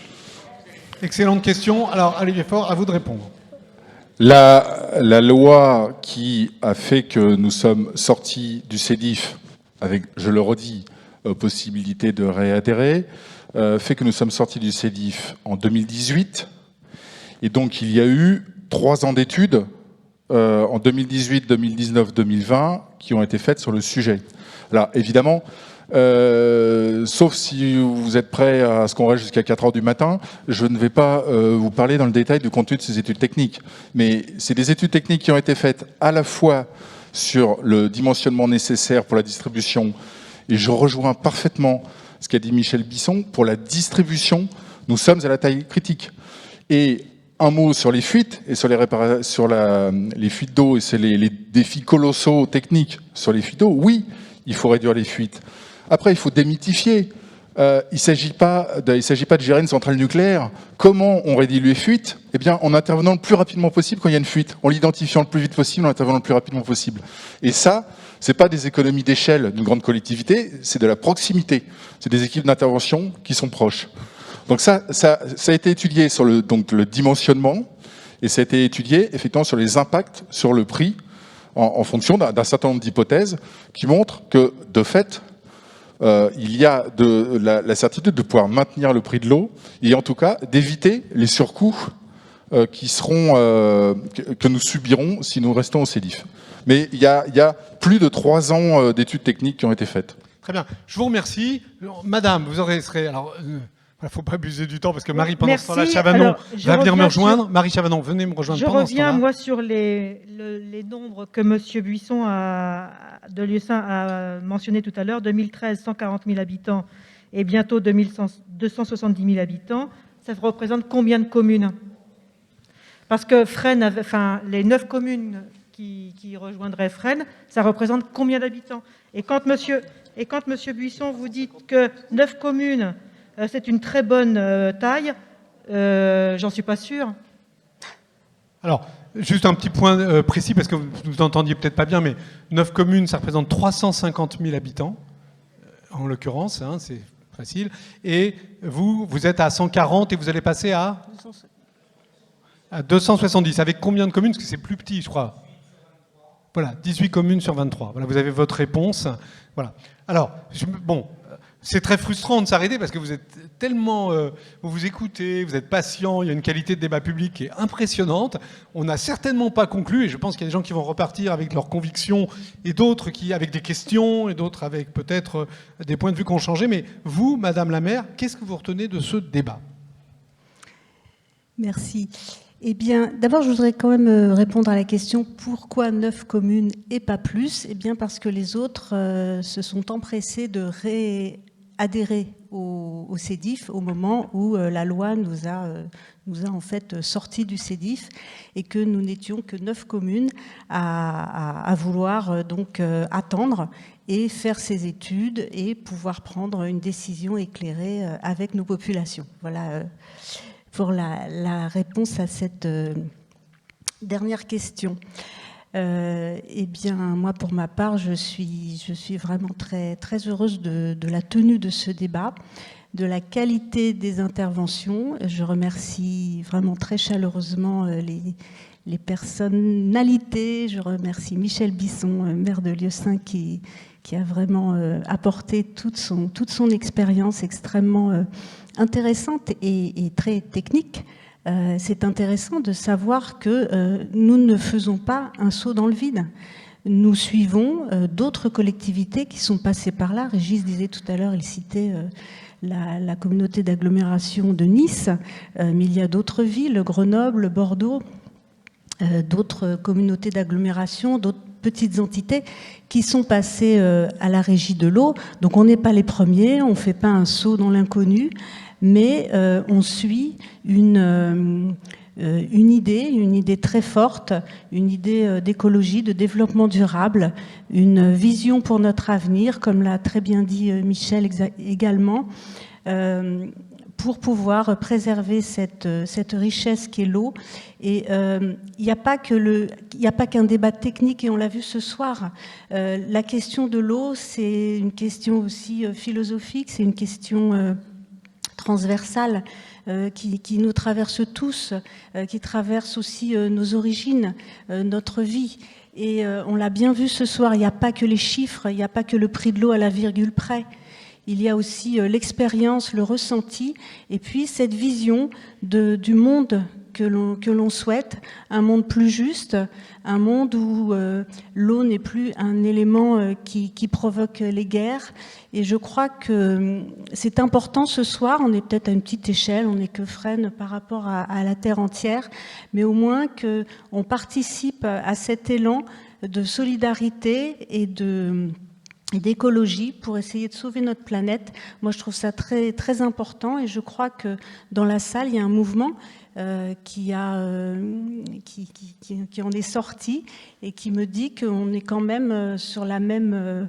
on a en tout cas des ondes qui vibrent ensemble, et on est en majorité, je pense, sur la même position, et en tout cas, même si on a des petites divergences, il y a aussi des oppositions parce que certains vont peut-être s'enferrer dans la technique, mais je crois que l'élan de solidarité a pris son envol, et moi je suis très satisfaite, et je vous remercie vraiment de votre participation, de la qualité de ces débats, et tous les intervenants qui nous ont rejoints ce soir et qui ont participé à faire cette belle soirée. Merci Madame la maire. Merci à vous tous et bonne soirée.